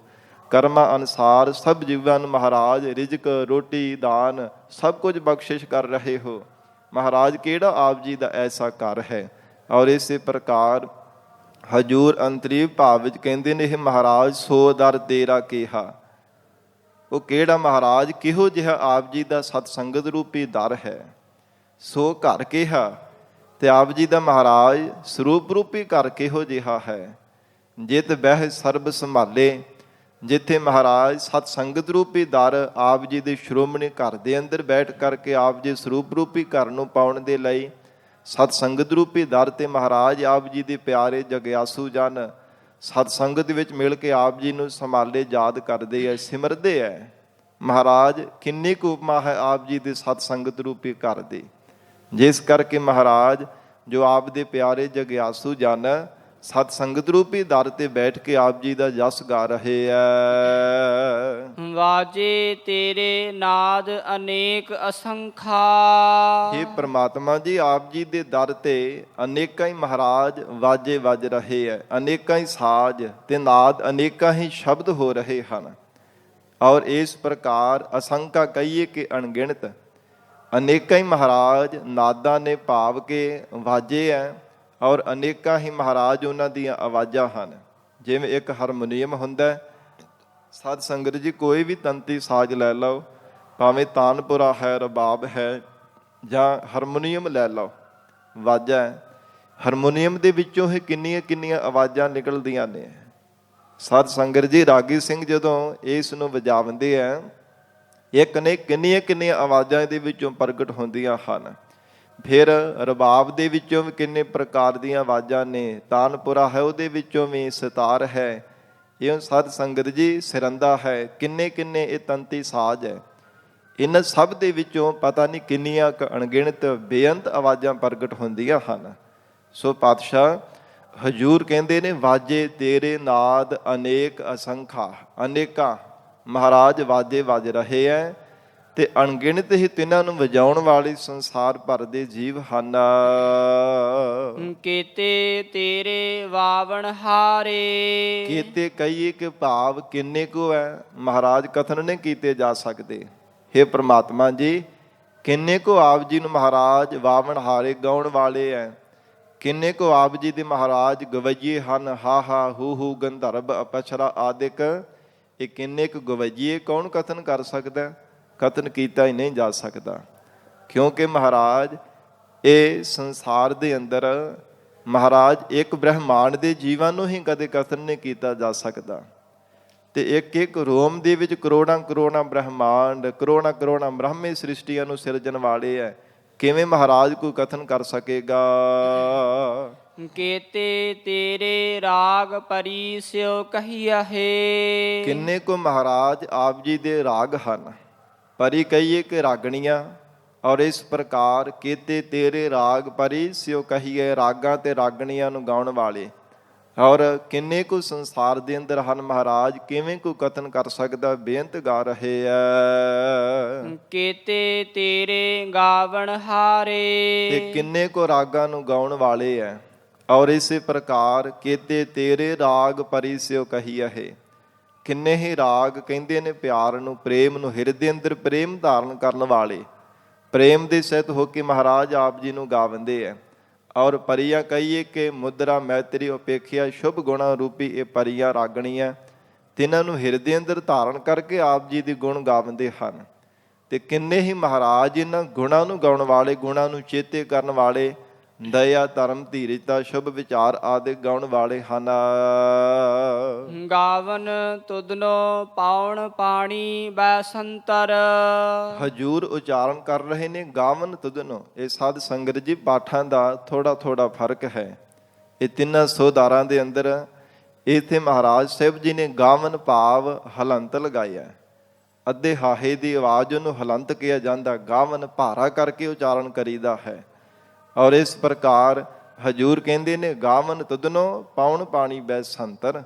ਹੇ ਪ੍ਰਮਾਤਮਾ, ਅਕਾਲ ਪੁਰਖ ਵਾਹਿਗੁਰੂ ਪਾਉਣ ਵੀ ਆਪ ਜੀ ਨੂੰ ਗਾ ਰਹੀ ਹੈ, ਪਾਣੀ ਮਹਾਰਾਜ ਆਪ ਜੀ ਨੂੰ ਗਾਵੰਦਾ ਪਿਆ, ਬੈਸੰਤਰ ਅਗਨੀ ਵੀ ਮਹਾਰਾਜ ਆਪ ਜੀ ਦੀ ਗੁਣ ਗਾਵੰਦੀ ਹੈ। ਗਾਵੈ ਰਾਜਾ ਧਰਮ ਦੁਆਰੇ। ਧਰਮ ਰਾਜਾ ਵੀ ਆਪ ਜੀ ਦੀ ਦੁਆਰੇ ਤੇ ਖਲੋ ਕੇ ਹੱਥ ਜੋੜ ਜੋੜ ਕੇ ਆਪ ਜੀ ਦਾ ਜਸ ਗਾਵੰਦਾ ਪਿਆ ਹੈ। ਸੋ ਇਸੇ ਪ੍ਰਕਾਰ ਗਾਵਨ ਤੁਧਨੋ ਪਾਵਨ ਪਾਣੀ ਬੈਸੰਤਰ। ਪਾਉਣ ਦੀ ਤਰ੍ਹਾਂ ਜਿਹੜੇ ਸਤ ਸੰਗਤ ਜੀ ਸ਼ਾਂਤ ਸੁਭਾਅ ਵਾਲੇ ਗੁਰਮੁਖ ਹਨ, ਜਿਨ੍ਹਾਂ ਨੂੰ ਸਤੋਗੁਣੀ ਕਿਹਾ ਜਾਂਦਾ ਹੈ। ਪਾਣੀ ਦੀ ਤਰ੍ਹਾਂ ਸਤ ਸੰਗਤ ਜੀ ਜਿਹੜੇ ਰਜੋਗੁਣੀ ਸੁਭਾਅ ਦੇ ਜੀਵ ਹੈ, ਮਹਾਰਾਜ ਕਹਿੰਦੇ ਉਹ ਵੀ ਪਰਮੇਸ਼ਰ ਆਪ ਜੀ ਨੂੰ ਗਾਵੰਦੇ ਪਏ ਹਨ। ਫਿਰ ਬੈਸੰਤਰ ਅਗਨੀ ਦੀ ਤਰ੍ਹਾਂ ਜਿਹੜੇ ਤਮੋਗੁਣੀ ਸੁਭਾਅ ਦੇ ਸੰਸਾਰ ਦੇ ਜੀਵ ਹਨ, ਕ੍ਰੋਧੀ ਹਨ, ਜਿਨ੍ਹਾਂ ਨੂੰ ਤਮੋਗੁਣੀ ਕਿਹਾ ਜਾਂਦਾ, ਉਹ ਵੀ ਪਰਮੇਸ਼ਰ ਆਪ ਜੀ ਨੂੰ ਗਾਵੰਦੇ ਪਏ ਹੈ। ਕਿਹੜਾ ਜੀਵ ਹੈ ਜਿਹੜਾ ਮਹਾਰਾਜ ਆਪ ਜੀ ਦਾ ਜਸ ਨਹੀਂ ਗਾਵੰਦਾ ਪਿਆ? ਹਰ ਇੱਕ ਕੇਤੇ ਤੇ ਤੇਰੇ ਪਵਨ ਪਾਣੀ ਬੈਸੰਤਰ। ਗਾਵਨ ਤੁਧਨੋ ਪਵਨ ਪਾਣੀ ਬੈਸੰਤਰ, ਗਾਵੈ ਰਾਜਾ ਧਰਮ ਦੁਆਰੇ। ਔਰ ਇਸੇ ਪ੍ਰਕਾਰ ਕੋਈ ਗੁੱਸੇ ਵਾਲਾ ਕ੍ਰੋਧੀ ਹੈ, ਕੋਈ ਦਰਮਿਆਨੇ ਸੁਭਾਅ ਦਾ ਹੈ, ਕੋਈ ਸ਼ਾਂਤ ਸੁਭਾਅ ਵਾਲਾ ਹੈ। ਮਹਾਰਾਜ ਹਰ ਇੱਕ ਜੀਵ ਆਪ ਜੀ ਦੇ ਦਰ ਤੇ ਗਾ ਰਿਹਾ ਹੈ। ਧਰਮ ਰਾਜਾ ਵੀ ਮਹਾਰਾਜ ਆਪ ਜੀ ਦੇ ਹੀ ਗੁਣ ਗਾ ਰਿਹਾ ਹੈ। ਗਾਵਨ ਤੁਧਨੋ ਚੇਤ ਗੁਪਤ ਲਿਖ ਜਾਣਨ। ਧੰਨ ਗੁਰੂ ਨਾਨਕ ਦੇਵ ਸਾਹਿਬ ਪਾਤਸ਼ਾਹ ਜੀ ਕਹਿੰਦੇ, ਹੈ ਪ੍ਰਮਾਤਮਾ, ਜੋ ਚਿੱਤਰ ਤੇ ਗੁਪਤ ਸੰਸਾਰ ਦੇ ਜੀਵਾਂ ਦੀ ਚੰਗੇ ਤੇ ਮੰਦੇ ਕਰਮਾਂ ਦੀ ਲਿਖਤ ਨੂੰ ਲਿਖਦੇ ਹਨ, ਜਿਨ੍ਹਾਂ ਦੇ ਬਾਬਤ ਜੇਕਰ ਆਵਦਾ ਕਿ ਜੀਵ ਦੇ ਦੋਨਾਂ ਮੋਢਿਆਂ ਤੇ ਗੁਪਤ ਰੂਪ ਦੇ ਵਿੱਚ ਹਰ ਸਮੇਂ ਵੀਡੀਓ ਰਿਕਾਰਡਿੰਗ ਦੀ ਤਰ੍ਹਾਂ ਕਰਦੇ ਰਹਿੰਦੇ ਹੈ। ਚੰਗੇ ਤੇ ਮੰਦੇ ਕਰਮਾਂ ਨੂੰ ਲਿਖਦੇ ਰਹਿੰਦੇ ਹਨ। ਜੋ ਵੀ ਮਨੁੱਖ ਦਿਨੇ ਰਾਤ ਜਿਹੋ ਸਮੇਂ ਜ਼ਿੰਦਗੀ ਜੀਵਨ ਕਾਲ ਦੌਰਾਨ ਕਰਮ ਕਰਦਾ, ਉਹਨਾਂ ਦੇ ਕਰਮਾਂ ਦੀ ਲਿਖਤ ਲਿਖੀ ਜਾਂਦੇ ਹਨ ਤੇ ਬਾਅਦ ਵਿੱਚ ਧਰਮ ਰਾਜੇ ਕੋਲ ਜਾ ਕਰਕੇ ਪੇਸ਼ ਕਰਦੇ ਹੈ। ਐਸੇ ਕਹਿੰਦੇ ਕਿ ਗਾਵਨ ਤੁਧਨੋ ਚਿੱਤ ਗੁਪਤ ਲਿਖ ਜਾਣਨ। ਮਹਾਰਾਜ ਕਹਿੰਦੇ, ਹੈ ਪਰਮੇਸ਼ਰ, ਉਹ ਆਪ ਜੀ ਦੇ ਹੀ ਗੁਣ ਗਾ ਰਹੇ ਹੈ। ਚਿੱਤਰ ਗੁਪਤ ਵੀ ਮਹਾਰਾਜ ਆਪ ਜੀ ਦੇ ਹੀ ਗੁਣ ਗਾਉਂਦੇ ਹਨ। ਲਿਖ ਲਿਖ ਧਰਮ ਵਿਚਾਰੇ। ਜੋ ਜੀਵਾਂ ਦੇ ਕਰਮਾਂ ਨੂੰ ਲਿਖ ਲਿਖ ਕਰਕੇ ਧਰਮ ਰਾਜੇ ਕੋਲ ਦਿੰਦੇ ਆ, ਫਿਰ ਧਰਮ ਰਾਜਾ ਉਹਨਾਂ ਦੀ ਵਿਚਾਰ ਕਰਦਾ ਹੈ। ਕਰਮਾਂ ਅਨੁਸਾਰ ਨਰਕਾਂ ਵਿੱਚ ਪਾ ਦਿੰਦਾ, ਪਾਪੀ ਜੀਵਾਂ ਨੂੰ ਦੰਡ ਦਿੰਦਾ ਹੈ, ਸਜ਼ਾਵਾਂ ਦਿੰਦਾ ਹੈ। ਫਿਰ ਇਸੇ ਪ੍ਰਕਾਰ ਪੁੰਨੀ ਜੀਵਾਂ ਨੂੰ ਸਵਰਗਾਂ ਵਿੱਚ ਭੇਜ ਦਿੰਦਾ ਹੈ। ਤੇ ਬੰਦਗੀ ਕਰਨ ਵਾਲੇ ਸਤਿਪੁਰਸ਼ਾਂ ਨੂੰ ਤਾਂ ਜਾਣਾ ਹੀ ਨਹੀਂ ਪੈਂਦਾ, ਕਿਉਂਕਿ ਹਜੂਰ ਦੇ ਬਚਨ ਹਨ, ਧਰਮ ਰਾਏ ਦਰ ਕਾਗਦ ਫਾਰੇ, ਜਨ ਨਾਨਕ ਲੇਖਾ ਸਮਝਾ। ਔਰ ਧੰਨ ਗੁਰੂ ਨਾਨਕ ਦੇਵ ਸਾਹਿਬ ਜੀ ਨੇ ਵੀ ਤਿੰਨਾਂ ਬੰਦਗੀ ਕਰਨ ਵਾਲਿਆਂ ਦੇ ਪ੍ਰਥਾਏ ਉਚਾਰਨ ਕੀਤਾ, ਪੁੰਨੀ ਪਾਪੀ ਆਖਣ ਨਾਹੇ। ਇਹ ਕਹਿੰਦੇ ਹਨ ਕਿ ਸਿੱਖ ਨਾ ਤਾਂ ਪਾਪ ਕਰਮ ਕਰਦਾ, ਪੁੰਨ ਕਰਮਾਂ ਦੇ ਵਿੱਚ ਵੀ ਸਵਰਗਾਂ ਦੀ ਇੱਛਾ ਨਹੀਂ ਮਨ ਦੇ ਵਿੱਚ ਰੱਖਦਾ, ਕੇਵਲ ਪਰਮੇਸ਼ਰ ਦੇ ਨਾਮ ਦੇ ਨਾਲ ਪ੍ਰੀਤ ਕਰਦਾ। ਇਹ ਸਿੱਖ ਦਾ ਕਰਮ ਹੈ, ਇਹ ਸਿੱਖ ਦੀ ਮਰਜ਼ਾਦਾ ਹੈ। ਸੋ ਇਸ ਪ੍ਰਕਾਰ ਹਜੂਰ ਕਹਿੰਦੇ ਨੇ, ਲਿਖ ਲਿਖ ਧਰਮ ਵਿਚਾਰੇ। ਇਹ ਚਿੱਤਰ ਗੁਪਤ ਸਭ ਲਿਖਤੇ ਲੇਖਾ। ਮਹਾਰਾਜ ਜੀ ਦੇ ਬਚਨ ਆਉਂਦੇ ਹਨ ਗੁਰਬਾਣੀ ਵਿੱਚ ਕਿ ਜੋ ਵੀ ਜੀਵਾਂ ਦੀ ਕਰਮਾਂ ਦੀ ਲਿਖਤ ਲਿਖਦੇ ਆ, ਉਹ ਧਰਮ ਰਾਜੇ ਕੋਲ ਜਾ ਕੇ ਪੇਸ਼ ਕਰਦੇ ਆ। ਅੱਗੇ ਫਿਰ ਉਹਨਾਂ ਦੀ ਵਿਚਾਰ ਕਰ ਕਰਕੇ ਜੀਵਾਂ ਨੂੰ ਸਜ਼ਾਵਾਂ ਜਾਂ ਸੁੱਖ ਦਿੰਦਾ ਹੈ। ਗਾਵਨ ਤੁਧਨੋ ਈਸ਼ਰ ਬ੍ਰਹਮਾ ਦੇਵੀ। ਹੇ ਪ੍ਰਮਾਤਮਾ ਜੀ, ਆਪ ਜੀ ਨੂੰ ਈਸ਼ਰ ਸ਼ਿਵ ਜੀ ਵੀ ਮਹਾਰਾਜ ਗਾਵੰਦਾ ਪਿਆ, ਬ੍ਰਹਮਾ ਵੀ ਮਹਾਰਾਜ ਆਪ ਜੀ ਦੇ ਹੀ ਗੁਣ ਗਾ ਰਿਹਾ ਹੈ। ਸੋਹਨ ਤੇਰੇ ਸਦਾ ਸਵਾਰੇ। ਮਹਾਰਾਜ ਆਪ ਜੀ ਦੇ ਸਵਾਰ ਕਰਕੇ ਰੱਖੇ ਹੋਏ ਸੰਸਾਰ ਭਰ ਦੇ ਤਮਾਮ ਜੀਵ ਜਾਂ ਫਿਰ ਦੇਵੀ ਸ਼ਕਤੀਆਂ ਹਨ, ਬ੍ਰਹਮਾ ਜੀ, ਵਿਸ਼ਨੂੰ ਜੀ, ਸ਼ਿਵ ਜੀ ਹੈ, ਸਭ ਮਹਾਰਾਜ ਆਪ ਜੀ ਦੀ ਸਵਾਰ ਕਰਕੇ ਰੱਖੇ ਹੋਏ ਸ਼ੋਭਾ ਪਾ ਰਹੇ ਹੈ। ਆਪ ਜੀ ਨੇ ਮਹਾਰਾਜ ਇਹਨਾਂ ਦੀਆਂ ਡਿਊਟੀਆਂ ਲਗਾਈਆਂ ਹੋਈਆਂ, ਸੰਸਾਰ ਦੇ ਜੀਵ ਇਹਨਾਂ ਦਾ ਗੁਣ ਗਾਉਂਦੇ ਹੈ, ਸੰਸਾਰ ਦੇ ਲੋਕ ਮਹਾਰਾਜ ਇਹਨਾਂ ਦੀ ਪੂਜਾ ਕਰਦੇ ਹੈ, ਪੂਜਨ ਕਰ ਰਹੇ ਨੇ, ਕਿਉਂਕਿ ਮਹਾਰਾਜ ਸੋਹਣ ਤੇਰੇ ਸਦਾ ਸਵਾਰੇ, ਆਪ ਜੀ ਦੇ ਸਵਾਰੇ ਹੋਣ ਕਰਕੇ ਆਪ ਜੀ ਨੇ ਮਹਾਰਾਜ ਇਹਨਾਂ ਨੂੰ ਮਾਣ ਬਖਸ਼ਿਆ ਹੈ, ਵਡਿਆਈ ਬਖਸ਼ੀ ਹੈ। ਇਹ ਵੀ ਸਭ ਆਪ ਜੀ ਦੇ ਗੁਣ ਗਾਉਂਦੇ ਹਨ। ਗਾਵਨ ਤੁਧਨੋ ਇੰਦਰ ਇੰਦਰਾਸਣ ਬੈਠੇ। ਇਹ ਪਰਮੇਸ਼ਰ ਜੀ ਇੰਦਰ ਦੇਵਤੇ ਵੀ ਆਪ ਜੀ ਨੂੰ ਗਾ ਰਹੇ ਹੈ। ਇੰਦਰਾਸਣ, ਫਿਰ ਇੰਦਰ ਪਦਵੀ ਤੇ ਆਸਣ ਤੇ ਬੈਠਣ ਵਾਲੇ ਹੋਰ ਵੀ ਜਿੰਨੇ ਇੰਦਰ ਦੇਵਤੇ ਹੈ, ਕਿਉਂਕਿ ਇੱਕ ਇੰਦਰ ਦੇਵਤਾ ਥੋੜ੍ਹਾ, ਪਤਾ ਨਹੀਂ ਕਿੰਨੇ ਕੋ ਹੈ, ਬੇਅੰਤ, ਕਥਨ ਕੀਤੇ ਹੀ ਨਹੀਂ ਜਾ ਸਕਦੇ। ਇੰਦਰ ਆਸਣ ਜਾਂ ਫਿਰ ਇੰਦਰ ਆਸਣ ਸਭਾ ਵਿੱਚ ਬੈਠਣ ਵਾਲੇ ਜਿੰਨੇ ਵੀ ਦੇਵੀ ਦੇਵਤੇ ਹੈ ਮਹਾਰਾਜ, ਉਹ ਵੀ ਆਪ ਜੀ ਦੇ ਗੁਣ ਗਾ ਰਹੇ ਹਨ। ਦੇਵਤਿਆਂ ਦਰ ਨਾਲੇ। ਮਹਾਰਾਜ ਸੱਚੇ ਪਾਤਸ਼ਾਹ ਕਹਿੰਦੇ ਉਹਨਾਂ 33 ਕਰੋੜ ਦੇਵਤਿਆਂ ਦੇ ਨਾਲ ਮਿਲ ਕਰਕੇ ਇੰਦਰ ਦੇਵਤਾ ਵੀ ਪਰਮੇਸ਼ਰ ਦੇ ਗੁਣ ਗਾ ਰਿਹਾ ਹੈ। ਗਾਵਨ ਤੁਧਨੋ ਸਿੱਧ ਸਮਾਧੀ ਅੰਦਰ। ਇਹ ਪ੍ਰਮਾਤਮਾ ਜੀ ਜਿਹੜੇ 84 ਸਿੱਧ ਹਨ ਉਹ ਵੀ ਆਪ ਜੀ ਦੇ ਗੁਣ ਗਾ ਰਹੇ ਨੇ, ਤੇ ਸਮਾਧੀ ਜਿਹੜੇ ਨਿਰਵਿਕਲਪ ਸਮਾਧੀ ਵਿੱਚ ਲੀਨ ਹੈ, ਹਰ ਸਮੇਂ ਪਰਮਾਤਮਾ ਦਾ ਸਿਮਰਨ ਹੀ ਕਰਦੇ ਰਹਿੰਦੇ, ਉਹ ਵੀ ਪਰਮੇਸ਼ਰ ਦੇ ਹੀ ਗੁਣ ਗਾ ਰਹੇ ਹੈ। ਸਮਾਧੀ ਜਾਂ ਫਿਰ ਦਸਮ ਦਵਾਰ ਦੇ ਵੀ ਸਵਾਸਾਂ ਨੂੰ ਟਿਕਾਉਣ ਵਾਲੇ ਯੋਗਾ ਅਭਿਆਸੀ, ਉਹ ਵੀ ਮਹਾਰਾਜ ਕਹਿੰਦੇ ਪਰਮੇਸ਼ਰ ਨੂੰ ਗਾ ਰਹੇ ਹਨ। ਗਾਵਨ ਤੁਧਨੋ ਸਾਧ ਵਿਚਾਰੇ। ਇਹ ਪ੍ਰਮਾਤਮਾ ਦੀ ਸਾਧ ਜਿਹੜੇ ਭਲੇ ਪੁਰਸ਼ ਹਨ, ਵਿਚਾਰਵਾਨ, ਉਹ ਵੀ ਆਪ ਜੀ ਨੂੰ ਗਾਵੰਦੇ ਹਨ। ਵਿਚਾਰੇ ਜਿਹੜੇ ਮਹਾਰਾਜ ਗੁਰੂ ਸ਼ਬਦ ਦੇ ਵਿਚਾਰਵਾਨ ਹੈ, ਔਰ ਅੰਤਰਮੁਖੀ ਹੋ ਕਰਕੇ ਹਿਰਦੇ ਦੇ ਅੰਦਰ ਸਵੈ ਸਰੂਪ ਦੇ ਵਿਚਾਰਵਾਨ ਹਨ, ਉਹ ਵੀ ਆਪ ਜੀ ਦੇ ਗੁਣ ਗਾ ਰਹੇ ਹੈ। ਤੇ ਸਾਧ ਜਿਨ੍ਹਾਂ ਨੇ ਆਪਣੇ ਇੰਦਰੀਆਂ ਨੂੰ ਸਾਧ ਲਿਆ ਹੈ, ਸਾਧ ਜਿਨ੍ਹਾਂ ਨੇ ਮਨ ਨੂੰ ਸਾਧ ਲਿਆ, ਆਪਣੇ ਵਸ ਵਿੱਚ ਕਰ ਲਿਆ, ਪਰਮੇਸ਼ਰ ਜੀ ਆਪ ਜੀ ਨੂੰ ਹੀ ਸਭ ਗਾ ਰਹੇ ਹਨ। ਗਾਵਨ ਤੁਧਨੋ ਜਤੀ ਸਤੀ ਸੰਤੋਖੀ। हे ਮਹਾਰਾਜ, ਆਪ ਜੀ ਨੂੰ 6 ਜਤੀ ਵੀ ਆਪ ਜੀ ਦਾ ਹੀ ਜਸ ਗਾਵਦੇ ਪਏ ਹਨ, ਜਿਵੇਂ ਗੋਰਖਨਾਰ, ਦੱਤਾਤਰੇਯ, ਭੈਰਵ, ਔਰ ਇਸ ਪ੍ਰਕਾਰ ਇਹ ਜਿਹੜੇ 6 ਜਤੀ ਹਨ, ਹਜੂਰ ਕਹਿੰਦੇ ਸਤੀ ਜਿਹੜੇ ਸਤ ਸੰਗਤ ਜੀ ਸਤ ਪ੍ਰਤੱਗੀ ਹੈ। ਜਿਵੇਂ ਸੋ ਰਾਜਾ ਦਸ਼ਰਥ ਹੋਇਆ, ਉਹ ਵੀ ਸਤ ਸੰਗਤ ਜੀ ਸਤ ਪ੍ਰਤੱਗੀ ਮੰਨਿਆ ਗਿਆ। ਇਸ ਪ੍ਰਕਾਰ ਜਿਹੜੇ ਸਤ ਪ੍ਰਤੱਗੀ ਹਨ, ਜੋ ਬਚਨ ਕਰਕੇ ਉਹਨੂੰ ਜੀਵਨ ਦੇ ਵਿੱਚ ਕਮਾਉਂਦੇ ਆ, ਉਹਨਾਂ ਨੂੰ ਸਤ ਪ੍ਰਤੱਗੀ ਕਿਹਾ ਜਾਂਦਾ ਹੈ। ਜੋ ਰਸਨਾ ਤੋਂ ਵਾਕ ਉਚਾਰਨ ਕੀਤਾ ਉਹਦੇ ਤੇ ਸਤ ਸੰਗਤ ਜੀ ਅਟਲ ਪਹਿਰਾ ਦੇਣਾ, ਉਹਨਾਂ ਨੂੰ ਸਤ ਪ੍ਰਤੱਗੀ ਕਿਹਾ ਜਾਂਦਾ ਹੈ। ਇਸ ਪ੍ਰਕਾਰ ਗਾਵਨ ਤੁਧਨੋ ਜਤੀ ਸਤੀ ਸੰਤੋਖੀ। ਤੇ ਸੰਤੋਖੀ ਪੁਰਖ ਜਿਨ੍ਹਾਂ ਨੇ ਪਰਮਾਤਮਾ ਦੇ ਭਾਣੇ ਨੂੰ ਸਤ ਕਰਕੇ ਮੰਨਿਆ, ਚੁਣਕ ਰਖੀ ਵਰਗੇ ਜਿਨ੍ਹਾਂ ਨੇ ਸਬਰ ਸੰਤੋਖ ਵਿੱਚ ਰੱਖ ਕੇ ਰੱਬ ਦਾ, ਪਰਮਾਤਮਾ ਦਾ ਜਸ ਗਾਇਆ ਹੈ, ਐਸੇ ਕਹਿੰਦੇ ਹਨ ਕਿ ਸੰਤੋਖੀ ਸਤ ਪ੍ਰਤੱਗੀ। ਫਿਰ ਜਿਹੜੇ ਜਤੀ ਹਨ, ਜਤੀ ਵੀ ਸਤ ਸੰਗਤ ਜੀ ਇੱਕ ਨਹੀਂ, ਬੇਅੰਤ ਸੰਸਾਰ ਦੇ ਅੰਦਰ ਜਤੀ ਹਨ, ਜਿਹੜੇ ਜਤ ਸਰ ਦੇ ਵਿੱਚ ਪ੍ਰਪੱਕ ਰਹਿਣ ਵਾਲੇ, ਬੰਦਗੀ ਕਰਨ ਵਾਲੇ ਗੁਰਮੁਖ ਪਿਆਰੇ ਹੈ, ਉਹ ਵੀ ਮਹਾਰਾਜ ਆਪ ਜੀ ਨੂੰ ਹੀ ਗਾ ਰਹੇ ਹਨ। ਗਾਵਨ ਤੁਧਨੋ ਵੀਰ ਕਰਾਰੇ। ਫਿਰ ਹਜੂਰ ਕਹਿੰਦੇ ਹੈ ਪ੍ਰਮਾਤਮਾ ਜੀ, ਵੀਰ ਕਹੀਏ ਕਿ ਜਿਹੜੇ ਵੀਰ 52 ਵੀਰ ਮੰਨੇ ਗਏ ਹਨ ਪ੍ਰਮੁੱਖ, ਭਾਵੇਂ ਕਿੰਨੇ ਹੀ ਸੰਸਾਰ ਦੇ ਅੰਦਰ ਵੀਰ ਬਹਾਦਰ ਸੂਰਮੇ ਹੈ, ਪਰ ਸਤ ਸੰਗਤ ਜੀ ਪ੍ਰਮੁੱਖ 52 ਵੀਰ ਮੰਨੇ ਹੈ। ਕਰਾਰੇ ਕਹਿੰਦੇ ਕਿ ਜਿਨ੍ਹਾਂ ਦੇ ਕਰੜੇ ਹੱਥ ਹੈ, ਜਿਨ੍ਹਾਂ ਦੇ ਕੋਲ ਕਰਾਰੇ ਕਰੜਾ ਬਲ ਹੈ, ਬਹੁਤਾ ਬਲ ਹੈ ਜਿਨ੍ਹਾਂ ਦੇ ਬਾਜੂਆਂ ਦੇ ਅੰਦਰ। ਪਰਮਾਤਮਾ ਹੈ ਅਕਾਲ ਪੁਰਖ ਵਾਹਿਗੁਰੂ ਜੀ, ਇਹ 52 ਵੀਰ ਵੀ ਮਹਾਰਾਜ ਆਪ ਜੀ ਨੂੰ ਹੀ ਗਾ ਰਹੇ ਆ। ਗਾਵਨ ਤੁਧਨੋ ਪੰਡਿਤ ਪੜੇ ਰਖੀਸਰ। ਧੰਨ ਗੁਰੂ ਨਾਨਕ ਦੇਵ ਸਾਹਿਬ ਜੀ ਕਹਿੰਦੇ ਹੈ ਪ੍ਰਮਾਤਮਾ ਆਪ ਜੀ ਦੇ ਸੰਸਾਰ ਦੇ ਅੰਦਰ ਪੈਦਾ ਕੀਤੇ ਹੋਏ ਪੰਡਿਤ ਵਿਦਵਾਨ ਵੀ ਮਹਾਰਾਜ ਆਪ ਜੀ ਨੂੰ ਹੀ ਗਾਵੰਦੇ ਹਨ। ਪੜ੍ਹੇ, ਜਿਹੜੇ ਵੇਦਾਂ ਦੇ ਪੜ੍ਹੇ ਹੋਏ ਨੇ, ਸ਼ਾਸਤਰਾਂ ਦੇ ਅਧਿਐਨ ਕੀਤਾ ਹੋਇਆ, ਪੁਰਾਣਾ ਸਿਮਰਤੀਆਂ ਆਦਿਕ, ਇਸ ਪ੍ਰਕਾਰ ਜਿਹੜੇ ਗ੍ਰੰਥਾਂ ਨੂੰ ਪੜ੍ਹੇ ਹੋਏ ਹੈ, ਹਜੂਰ ਕਹਿੰਦੇ ਪ੍ਰਮਾਤਮਾ ਉਹ ਵੀ ਆਪ ਜੀ ਨੂੰ ਗਾ ਰਹੇ ਨੇ ਰਖੀਸਰ। ਔਰ ਇਹਨਾਂ ਦੇ ਰੱਖਿਆ ਕਰਨ ਵਾਲੇ ਜੋਗੀਆਂ ਆਦਿਕ ਦੀ ਈਸਰ ਜਿਹੜਾ ਸ਼ਿਵ ਜੀ ਹੈ। ਫਿਰ ਸਾਧ ਸੰਗਤ ਜੀ ਰਖੀਸਰ ਜਿਹੜੇ ਰਿਖੀ ਆਦਿਕ ਹਨ। ਔਰ ਇਸੇ ਪ੍ਰਕਾਰ ਜਿਹੜੇ ਸੰਸਾਰ ਦੇ ਅੰਦਰ ਜਿਵੇਂ ਗੌਤਮ ਰਿਖੀ ਹੋਇਆ ਹੈ, ਔਰ ਇਸੇ ਪ੍ਰਕਾਰ ਹੋਰ ਵੀ ਕਿੰਨੇ ਸੰਸਾਰ ਦੇ ਅੰਦਰ ਲਿਖੀ ਹੈ, ਉਹ ਲਿਖੀ ਜਨ ਵੀ ਮਹਾਰਾਜ ਆਪ ਜੀ ਦਾ ਹੀ ਜਸ ਗਾ ਰਹੇ ਹਨ। ਜੁਗ ਜੁਗ ਬੇਦਾ ਨਾਲੇ। ਔਰ ਇਸੇ ਪ੍ਰਕਾਰ ਜੁਗਾਂ ਜੁਗਾਂ ਦੇ ਅੰਦਰ ਜਿਹੜੇ ਸਾਧ ਸੰਗਤ ਜੀ ਵੇਦਾਂ ਦੇ ਨਾਲ, ਵੇਦਾਂ ਦੇ ਸਹਿਤ ਹੋ ਕਰਕੇ ਗਾਉਣ ਵਾਲੇ ਹੈ, ਜਾਂ ਵੇਦਾਂ ਦੇ ਗਿਆਨ ਦੁਆਰਾ ਜੋ ਪਰਮੇਸ਼ਰ ਨੂੰ ਕਥਨ ਕਰਨ ਵਾਲੇ ਹਨ। ਕਿਉਂਕਿ 4 ਵੇਦ ਹੈ, ਤਿੰਨਾਂ ਦੇ ਅੰਦਰ ਗਿਆਨ ਵੱਖੋ ਵੱਖਰਾ ਹੈ। ਕਿਤੇ ਤਾਂ ਕਰਮ ਕਾਂਡਾਂ ਦਾ ਮੰਡਨ ਕੀਤਾ, ਕਿਤੇ ਉਹਨਾਂ ਦਾ ਫਿਰ ਖੰਡਨ ਕੀਤਾ ਗਿਆ। ਇਸ ਪ੍ਰਕਾਰ ਹਜੂਰ ਕਹਿੰਦੇ ਕਿ ਉਹਨਾਂ ਦੇ ਵਿਚਲੇ ਗਿਆਨ ਦੁਆਰਾ ਵੀ ਗਾਉਣ ਵਾਲੇ ਪਰਮੇਸ਼ਰ ਆਪ ਜੀ ਨੂੰ ਹੀ ਗਾ ਰਹੇ ਹੈ। ਇਸ ਪੰਕਤੀ ਵਿੱਚ ਵੀ ਸਾਧ ਸੰਗਤ ਜੀ 2 ਪਾਠਾਂ ਦਾ ਫਰਕ ਹੈ।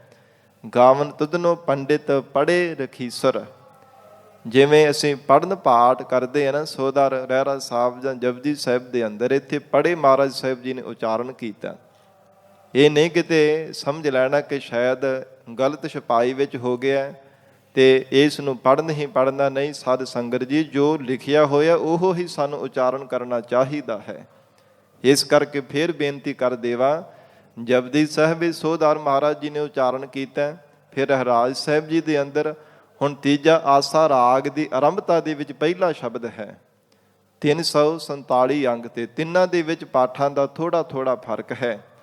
ਤੇ ਜਿਵੇਂ ਸ੍ਰੀ ਗੁਰੂ ਗ੍ਰੰਥ ਸਾਹਿਬ ਜੀ ਅੰਦਰ ਦਰਜ ਹੈ ਤਿਵੇਂ ਹੀ ਸਾਨੂੰ ਉਚਾਰਨ ਕਰਨਾ ਚਾਹੀਦਾ ਹੈ, ਨਾ ਕਿ ਸ਼ੰਕਿਆਂ ਵਿੱਚ ਪੈ ਕੇ, ਨਾ ਕਿ ਕੋਈ ਸਾਧ ਸੰਗਤ ਜੀ ਮਨ ਵਿੱਚ ਭਰਮ ਲੈ ਕਰਕੇ ਗੁਰਬਾਣੀ ਨੂੰ ਬਦਲ ਕੇ ਨਹੀਂ ਪੜ੍ਹਨਾ ਚਾਹੀਦਾ। ਜਿਵੇਂ ਮਹਾਰਾਜ ਸਾਹਿਬ ਜੀ ਨੇ ਉਚਾਰਨ ਕੀਤਾ ਉਸੇ ਤਰ੍ਹਾਂ ਹੀ ਸਾਨੂੰ ਉਚਾਰਨ ਕਰਨਾ ਚਾਹੀਦਾ ਹੈ। ਔਰ ਹਜੂਰ ਨੇ ਉਚਾਰਨ ਕੀਤਾ ਜੁਗ ਜੁਗ ਬੇਦਾਂ ਨਾਲੇ, ਇੱਥੇ ਬੱਬੇ ਦੇ ਨਾਲ ਉਚਾਰਨ ਕੀਤਾ। ਇਹ ਵੀ ਪਾਠ ਦਾ ਫਰਕ ਹੈ। ਸੋ ਇਸ ਪ੍ਰਕਾਰ ਕਹਿੰਦੇ ਵੇਦਾਂ ਦੇ ਗਿਆਨ ਸਹਿਤ ਹੋ ਕੇ ਵੀ ਪਰਮੇਸ਼ਰ ਆਪ ਜੀ ਨੂੰ ਉਚਾਰਦੇ ਹਨ। ਗਾਵਨ ਤੁਧਨੋ ਮੋਹਣੀਆ ਮਨ ਮੋਹਨ। ਹੇ ਪ੍ਰਮਾਤਮਾ ਜੀ, ਜੋ ਮਨ ਨੂੰ ਮੋਹ ਲੈਣ ਵਾਲੀਆਂ ਅਪਸ਼ਰਾਂ ਆਦਿਕ ਹਨ, ਔਰ ਇਸ ਪ੍ਰਕਾਰ ਸੁੰਦਰਤਾ ਸਹਿਤ ਸੰਸਾਰ ਭਰ ਦੀਆਂ ਇਸਤਰੀਆਂ ਹਨ ਮਹਾਰਾਜ, ਉਹ ਵੀ ਆਪ ਜੀ ਦੇ ਹੀ ਗੁਣ ਗਾ ਰਹੀਆਂ ਹਨ। ਗਾਵਨ ਤੁਧਨੋ ਮੋਹਣੀਆ ਮਨ ਮੋਹਨ। ਹੇ ਮਹਾਰਾਜ, ਮਨ ਨੂੰ ਮੋਹ ਲੈਣ ਵਾਲੇ ਸੰਸਾਰ ਦੇ ਮੋਹ ਆਦਿਕ, ਇਹ ਜਾਲ ਦੇ ਸਹਿਤ ਜੀਵਾਂ ਨੂੰ ਕਰਨ ਵਾਲੇ ਅਪਸ਼ਰਾਂ ਆਦਿਕ ਵੀ ਆਪ ਜੀ ਨੂੰ ਗਾ ਰਹੀਆਂ ਹਨ। ਸੁਰਗ ਮਛ ਪਿਆਲੇ। ਹਜੂਰ ਕਹਿੰਦੇ ਨੇ ਸੁਰਗ ਭਾਵ ਕੇ ਸਵਰਗ ਲੋਕ, ਔਰ ਇਸੇ ਪ੍ਰਕਾਰ ਮਛ ਕਹੀਏ ਮਾਤ ਲੋਕ, ਪਿਆਲੇ ਕਹੀਏ ਕਿ ਪਤਾਲ ਲੋਕ। ਤਿੰਨਾਂ ਲੋਕਾਂ ਦੇ ਅੰਦਰ ਜਿੰਨੀਆਂ ਵੀ ਦੈਵੀ ਸ਼ਕਤੀਆਂ ਹਨ ਜਾਂ ਮਨ ਨੂੰ ਮੋਹ ਲੈਣ ਵਾਲੀਆਂ ਅਪਸ਼ਰਾਂ ਆਦਿਕ, ਔਰ ਇਸੇ ਤਰ੍ਹਾਂ ਮਾਤ ਲੋਕ ਤੇ ਇਸਤਰੀਆਂ ਹਨ। ਔਰ ਸਾਧ ਸੰਗਤ ਜੀ ਜੋ ਨਾਗਣਾ ਭਾਵ ਕੇ ਨਾਗਾਂ ਨੂੰ, ਸੱਪਾਂ ਨੂੰ ਜਨਮ ਦੇਣ ਵਾਲੀਆਂ ਜੋ ਪਤਾਲ ਲੋਕ ਦੇ ਵਿੱਚ ਹਨ, ਮਹਾਰਾਜ ਕਹਿੰਦੇ ਸਭ ਪਰਮੇਸ਼ਰ ਆਪ ਜੀ ਨੂੰ ਗਾ ਰਹੀਆਂ ਹਨ। ਸੁਰਗ ਮੱਛ ਪਿਆਲੇ, ਤਿੰਨਾਂ ਲੋਕਾਂ ਦੇ ਅੰਦਰ, ਭਾਵੇਂ ਸਵਰਗਾਂ ਦੇ ਵਿੱਚ ਹੈ, ਚਾਹੇ ਮਾਤ ਲੋਕ ਤੇ ਹੈ, ਚਾਹੇ ਪਤਾਲ ਵਿੱਚ ਹੈ, ਹਰ ਕੋਈ ਪਰਮੇਸ਼ਰ ਆਪ ਜੀ ਨੂੰ ਹੀ ਗਾਵੰਦਾ ਪਿਆ ਹੈ। ਗਾਵਨ ਤੁਧਨੋ ਰਤਨ ਉਪਾਏ ਤੇਰੇ। ਇਹ ਅਕਾਲ ਪੁਰਖ ਵਾਹਿਗੁਰੂ ਜੀ, ਜਿਵੇਂ ਆਪ ਜੀ ਦੇ ਪੈਦਾ ਕੀਤੇ ਹੋਏ ਜਿਹੜੇ 14 ਰਤਨ ਹਨ, ਉਵੇਂ ਤਾਂ ਅਣਗਿਣਤ ਹੈ, ਕੋਈ ਗਿਣਤੀ ਨਹੀਂ ਕੀਤੀ ਜਾ ਸਕਦੀ। ਪਰ ਪ੍ਰਮੁੱਖ 14 ਰਤਨ ਮੰਨੇ ਜਾਂਦੇ ਸਾਧ ਸੰਗਤ ਜੀ, ਜੋ ਸਮੁੰਦਰ ਨੂੰ ਰਿੜਕ ਕਰਕੇ ਦੇਵਤਿਆਂ ਤੇ ਦੈਂਤਾਂ ਨੇ ਮਿਲ ਕੇ ਜੋ ਸਮੇਰ ਪਰਬਤ ਦਾ ਮਧਾਣਾ ਪਾ ਕੇ, ਔਰ ਸਾਧ ਸੰਗਤ ਜੀ ਸ਼ੇਸ਼ਨਾਗ ਦਾ ਰਿੜਕਣਾ ਬਣਾ ਕਰਕੇ, ਰੱਸਾ ਬਣਾ ਕੇ ਰਿੜਕਿਆ ਸੀ। ਦੇਵਤਿਆਂ ਤੇ ਦੈਂਤਾਂ ਨੇ ਮਿਲ ਕੇ 14 ਰਤਨ ਨਿਕਲੇ ਸਨ, ਜਿਨ੍ਹਾਂ ਦੇ ਬਾਬਤ ਜ਼ਿਕਰ ਆਉਂਦਾ, ਸ੍ਰੀ ਮਨ ਰੰਭਾ ਬਾਰਣੀ ਤਨਕ ਧਨੰਤਰ ਬਾਜ, ਬਿਕ ਧੇਨ ਸਸ ਕਲਪ ਤਰ ਔਰ ਕੜੀ ਅਨਰਾਜ, ਤੇ ਜਿਹੜੇ ਗਜ ਰਾਜ ਹਾਥੀ ਆਦਿਕ ਹੈ। ਸਾਧ ਸੰਗਤ ਦੇ 14 ਰਤਨ ਸਮੁੰਦਰ ਦੇ ਵਿੱਚੋਂ ਨਿਕਲੇ ਸਨ। ਤੇ ਮਹਾਰਾਜ ਜੀ ਕਹਿੰਦੇ ਇਹ 14 ਰਤਨ ਵੀ ਪਰਮੇਸ਼ਰ ਆਪ ਜੀ ਦਾ ਹੀ ਗੁਣ ਗਾ ਰਹੇ ਨੇ। ਗਾਵਨ ਤੁਧਨੋ ਰਤਨ ਉਪਾਏ ਤੇਰੇ, ਜਿੰਨੇ ਮਹਾਰਾਜ ਰਚਨ ਪੈਦਾ ਕੀਤੇ ਹੈ ਸਭ ਆਪ ਜੀ ਦੇ ਹੀ ਗੁਣ ਗਾਵਦੇ ਹਨ।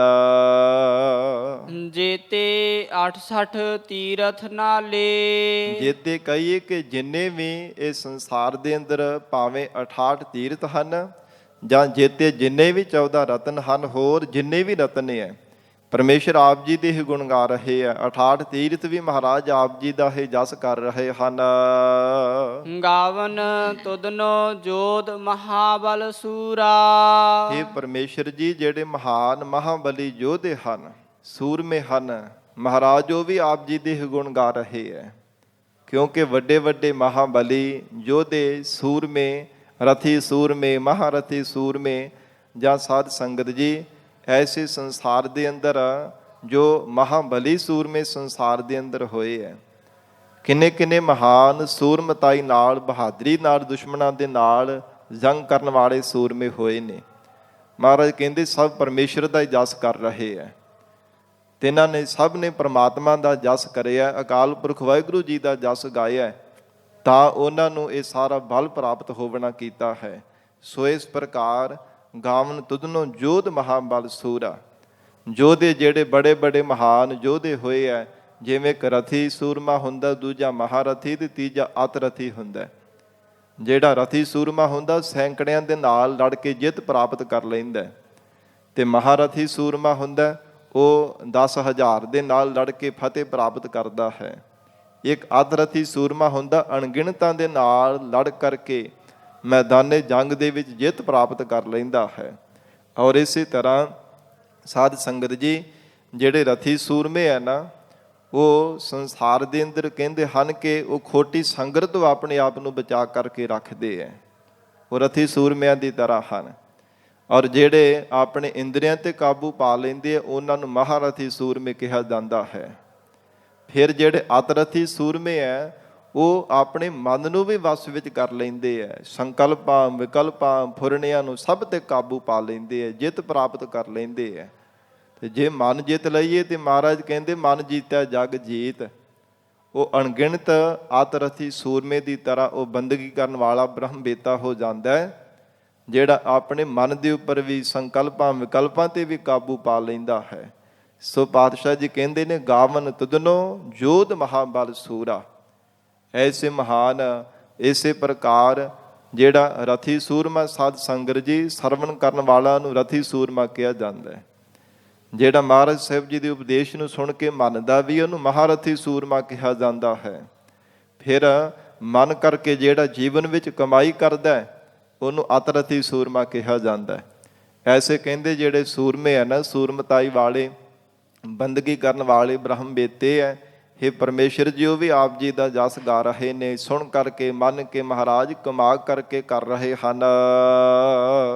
ਗਾਵਨ ਤੁਧਨੋ ਖਾਣੀ ਚਾਰੇ। हे ਪ੍ਰਮਾਤਮਾ ਜੀ, 4 ਖਾਣੀਆਂ ਵਿੱਚ ਆਪ ਜੀ ਨੇ ਪੈਦਾ ਕੀਤੇ ਹੋਏ ਜੀਵ ਹਨ। ਅੰਡਜ ਆਂਡਿਆਂ ਤੋਂ, ਜੇਰਜ ਜੇਰ ਤੋਂ, ਸੇਤਜ ਪਸੀਨੇ ਤੋਂ, ਫਿਰ ਉਤਪਜ ਖਾਣ ਦੇ ਵਿੱਚੋਂ। 18 ਭਾਰ ਬਨਸਪਤੀ ਖਾਣੇ ਦੇ ਵਿੱਚੋਂ ਧਰਤੀ ਤੋਂ ਪੈਦਾ ਹੋ ਰਹੀ ਹੈ।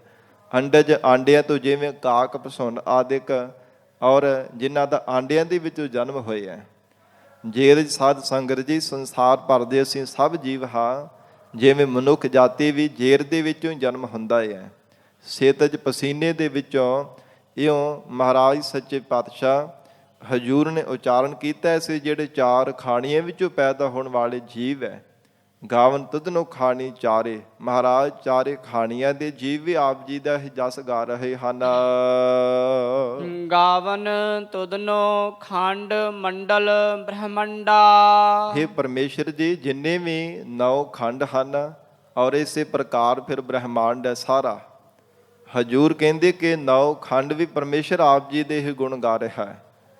9ਵਾਂ ਖੰਡਾਂ ਵਿੱਚ ਰਹਿਣ ਵਾਲੇ ਜੀਵ ਜੰਤੂ ਵੀ, ਸਾਰੇ ਬ੍ਰਹਮਾਂਡ ਦੇ ਜਿੰਨੇ ਵੀ ਸੂਖਸ਼ਮ ਤੇ ਸਥੂਲ ਆਕਾਰਾਂ ਦੇ ਜੀਵ ਹਨ, ਉਹ ਵੀ ਪਰਮੇਸ਼ਰ ਆਪ ਜੀ ਦੇ ਹੀ ਗੁਣ ਗਾ ਰਹੇ ਹਨ।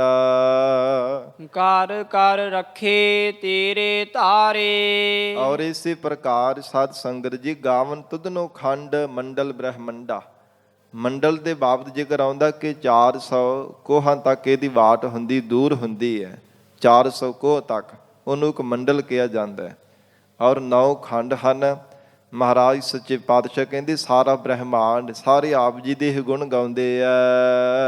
ਕਰ ਕਰ ਰੱਖੇ ਤੇਰੇ ਧਾਰੇ। हे ਪਰਮੇਸ਼ਰ ਜੀ, ਆਪ ਜੀ ਦੇ ਹੀ ਧਾਰਨ ਕਰ ਕਰਕੇ ਰੱਖੇ ਹੋਏ ਹਨ।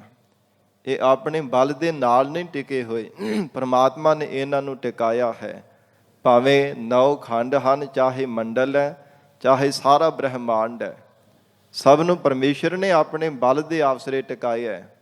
ਸਾਰੀ ਸ੍ਰਿਸ਼ਟੀ ਦੇ ਜੀਵਾਂ ਨੂੰ ਜਿੰਨਾ ਵੀ ਆਕਾਰ ਬਣੇ ਹੈ, ਬਣ ਰਿਹਾ ਜਾਂ ਆਉਣ ਵਾਲੇ ਸਮੇਂ ਵਿੱਚ ਬਣੇਗਾ, ਹਰ ਇੱਕ ਜੀਵ ਨੂੰ ਮਹਾਰਾਜ ਆਖ ਰਹੇ ਨੇ ਪਰਮੇਸ਼ਰ ਆਪ ਜੀ ਨੇ ਹੀ ਧਾਰਨ ਕਰਕੇ ਰੱਖਿਆ ਹੈ। ਕਿਉਂਕਿ ਜੀਵਾਂ ਦੇ ਸੁਭਾਅ ਵੀ ਵੱਖੋ ਵੱਖਰੇ ਹੈ, ਔਰ ਸਾਧ ਸੰਗਤ ਜੀ ਬਲ ਵੀ ਜੀਵਾਂ ਦਾ ਕਿਸੇ ਦਾ ਘੱਟ ਹੈ, ਕਿਸੇ ਦਾ ਬਹੁਤਾ ਹੈ। ਤੇ ਇਉਂ ਪਰਮਾਤਮਾ ਦੀ ਕਿੱਡੀ ਹੈਰਾਨੀਜਨਕ ਲੀਲਾ ਹੈ। ਸਾਧ ਸੰਗਤ ਪੰਜਾਂ ਤੱਤਾਂ ਦੇ ਵੱਖੋ ਵੱਖਰੇ ਸੁਭਾਅ ਨੇ, ਪਰ ਇੱਕ ਜੀਵ ਦੇ ਅੰਦਰ 5 ਤੱਤ ਹੀ ਪਰਮਾਤਮਾ ਨੇ ਟਿਕਾ ਕਰਕੇ ਰੱਖੇ ਹੈ। ਫਿਰ ਵੀ ਦੇਖ ਲਓ, ਅੱਗ ਸਾੜਦੀ ਨਹੀਂ ਪਈ, ਪਾਣੀ ਡੋਬਦਾ ਨਹੀਂ ਪਿਆ। ਇਹ ਵੱਖੋ ਵੱਖਰੇ ਸੁਭਾਵਾਂ ਕਰਕੇ ਵੀ ਹੈ, ਪਰਮੇਸ਼ਰ ਨੇ ਮਰਜ਼ਾਦਾ ਵਿੱਚ ਧਾਰਨ ਕਰਕੇ ਰੱਖੇ ਹਨ। ਸੇਈ ਤੁਧਨੋ ਗਾਵਨ ਜੋ ਤੁਧ ਭਾਵਨ।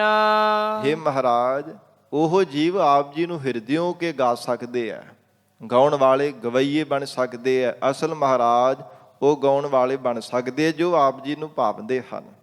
ਜੋ ਤੁਧ ਭਾਵਨ, ਜਾਂ ਜਿਨ੍ਹਾਂ ਦੇ ਮਨ ਦੀ ਭਾਵਨਾ ਆਪ ਜੀ ਨੂੰ ਭਾ ਜਾਂਦੀ ਹੈ। ਕਿਉਂਕਿ ਸਾਧ ਸੰਗਤ ਜੀ ਭਾਵਨਾ ਵਾਲਾ ਹੀ ਪਰਮਾਤਮਾ ਦੇ ਦਰ ਤੇ ਪ੍ਰਵਾਨ ਹੁੰਦਾ ਹੈ। ਜਿਵੇਂ ਭਾਈ ਗੁਰਦਾਸ ਸਾਹਿਬ ਜੀ ਦਾ ਬਚਨ ਪੜ੍ਹਦੇ ਹਾਂ, ਭਾਵਨੀ ਭਗਤ ਭਾਏ ਕੌਡੀ ਅਗਰ ਭਾਗ ਰਾਖੈ, ਤਾਹੇ ਗੁਰ ਸਰਬ ਨਿਧਾਨ ਦਾਨ ਦੇਤ ਹੈ। ਕਹਿੰਦੇ ਭਾਵਨਾ ਵਾਲਾ ਗੁਰਸਿੱਖ ਤੁਸ਼ ਮਾਤਰ ਜਥਾ ਸ਼ਕਤ ਥੋੜੀ ਜਿਹੀ ਭੇਟਾ ਵੀ ਭਾਵਨਾ ਦੀ ਸਤ ਗੁਰੂ ਚਰਨਾਂ ਵਿੱਚ ਅਰਪਣ ਕਰ ਦਿੰਦਾ ਹੈ, ਤਾਂ ਮਹਾਰਾਜ ਸਾਹਿਬ ਜੀ ਉਹਨੂੰ ਬਹੁਤ ਵੱਡੇ ਵੱਡੇ ਸ਼ਾਹੀ ਖਜ਼ਾਨੇ ਬਖਸ਼ਿਸ਼ ਕਰ ਦਿੰਦੇ ਹਨ। ਮਹਾਰਾਜ ਕਹਿੰਦੇ ਐਸੇ ਜਿਹੜੇ ਭਾਵਨਾ ਵਾਲੇ, ਹੇ ਪਰਮੇਸ਼ਰ ਹਿਰਦੇ ਹੋ ਕੇ ਪਿਆਰ ਵਿੱਚ ਭੇਜ ਕੇ ਆਪ ਜੀ ਨੂੰ ਗਾਵਦੇ ਹੈ। ਮਹਾਰਾਜ ਉਹਨਾਂ ਦੀ ਭਾਵਨਾ ਜੇ ਆਪ ਜੀ ਨੂੰ ਭਾ ਜਾਂਦੀ, ਉਹ ਅਸਲ ਗਾਉਣ ਵਾਲੇ ਗਵਈਏ ਬਣਦੇ ਹੈ।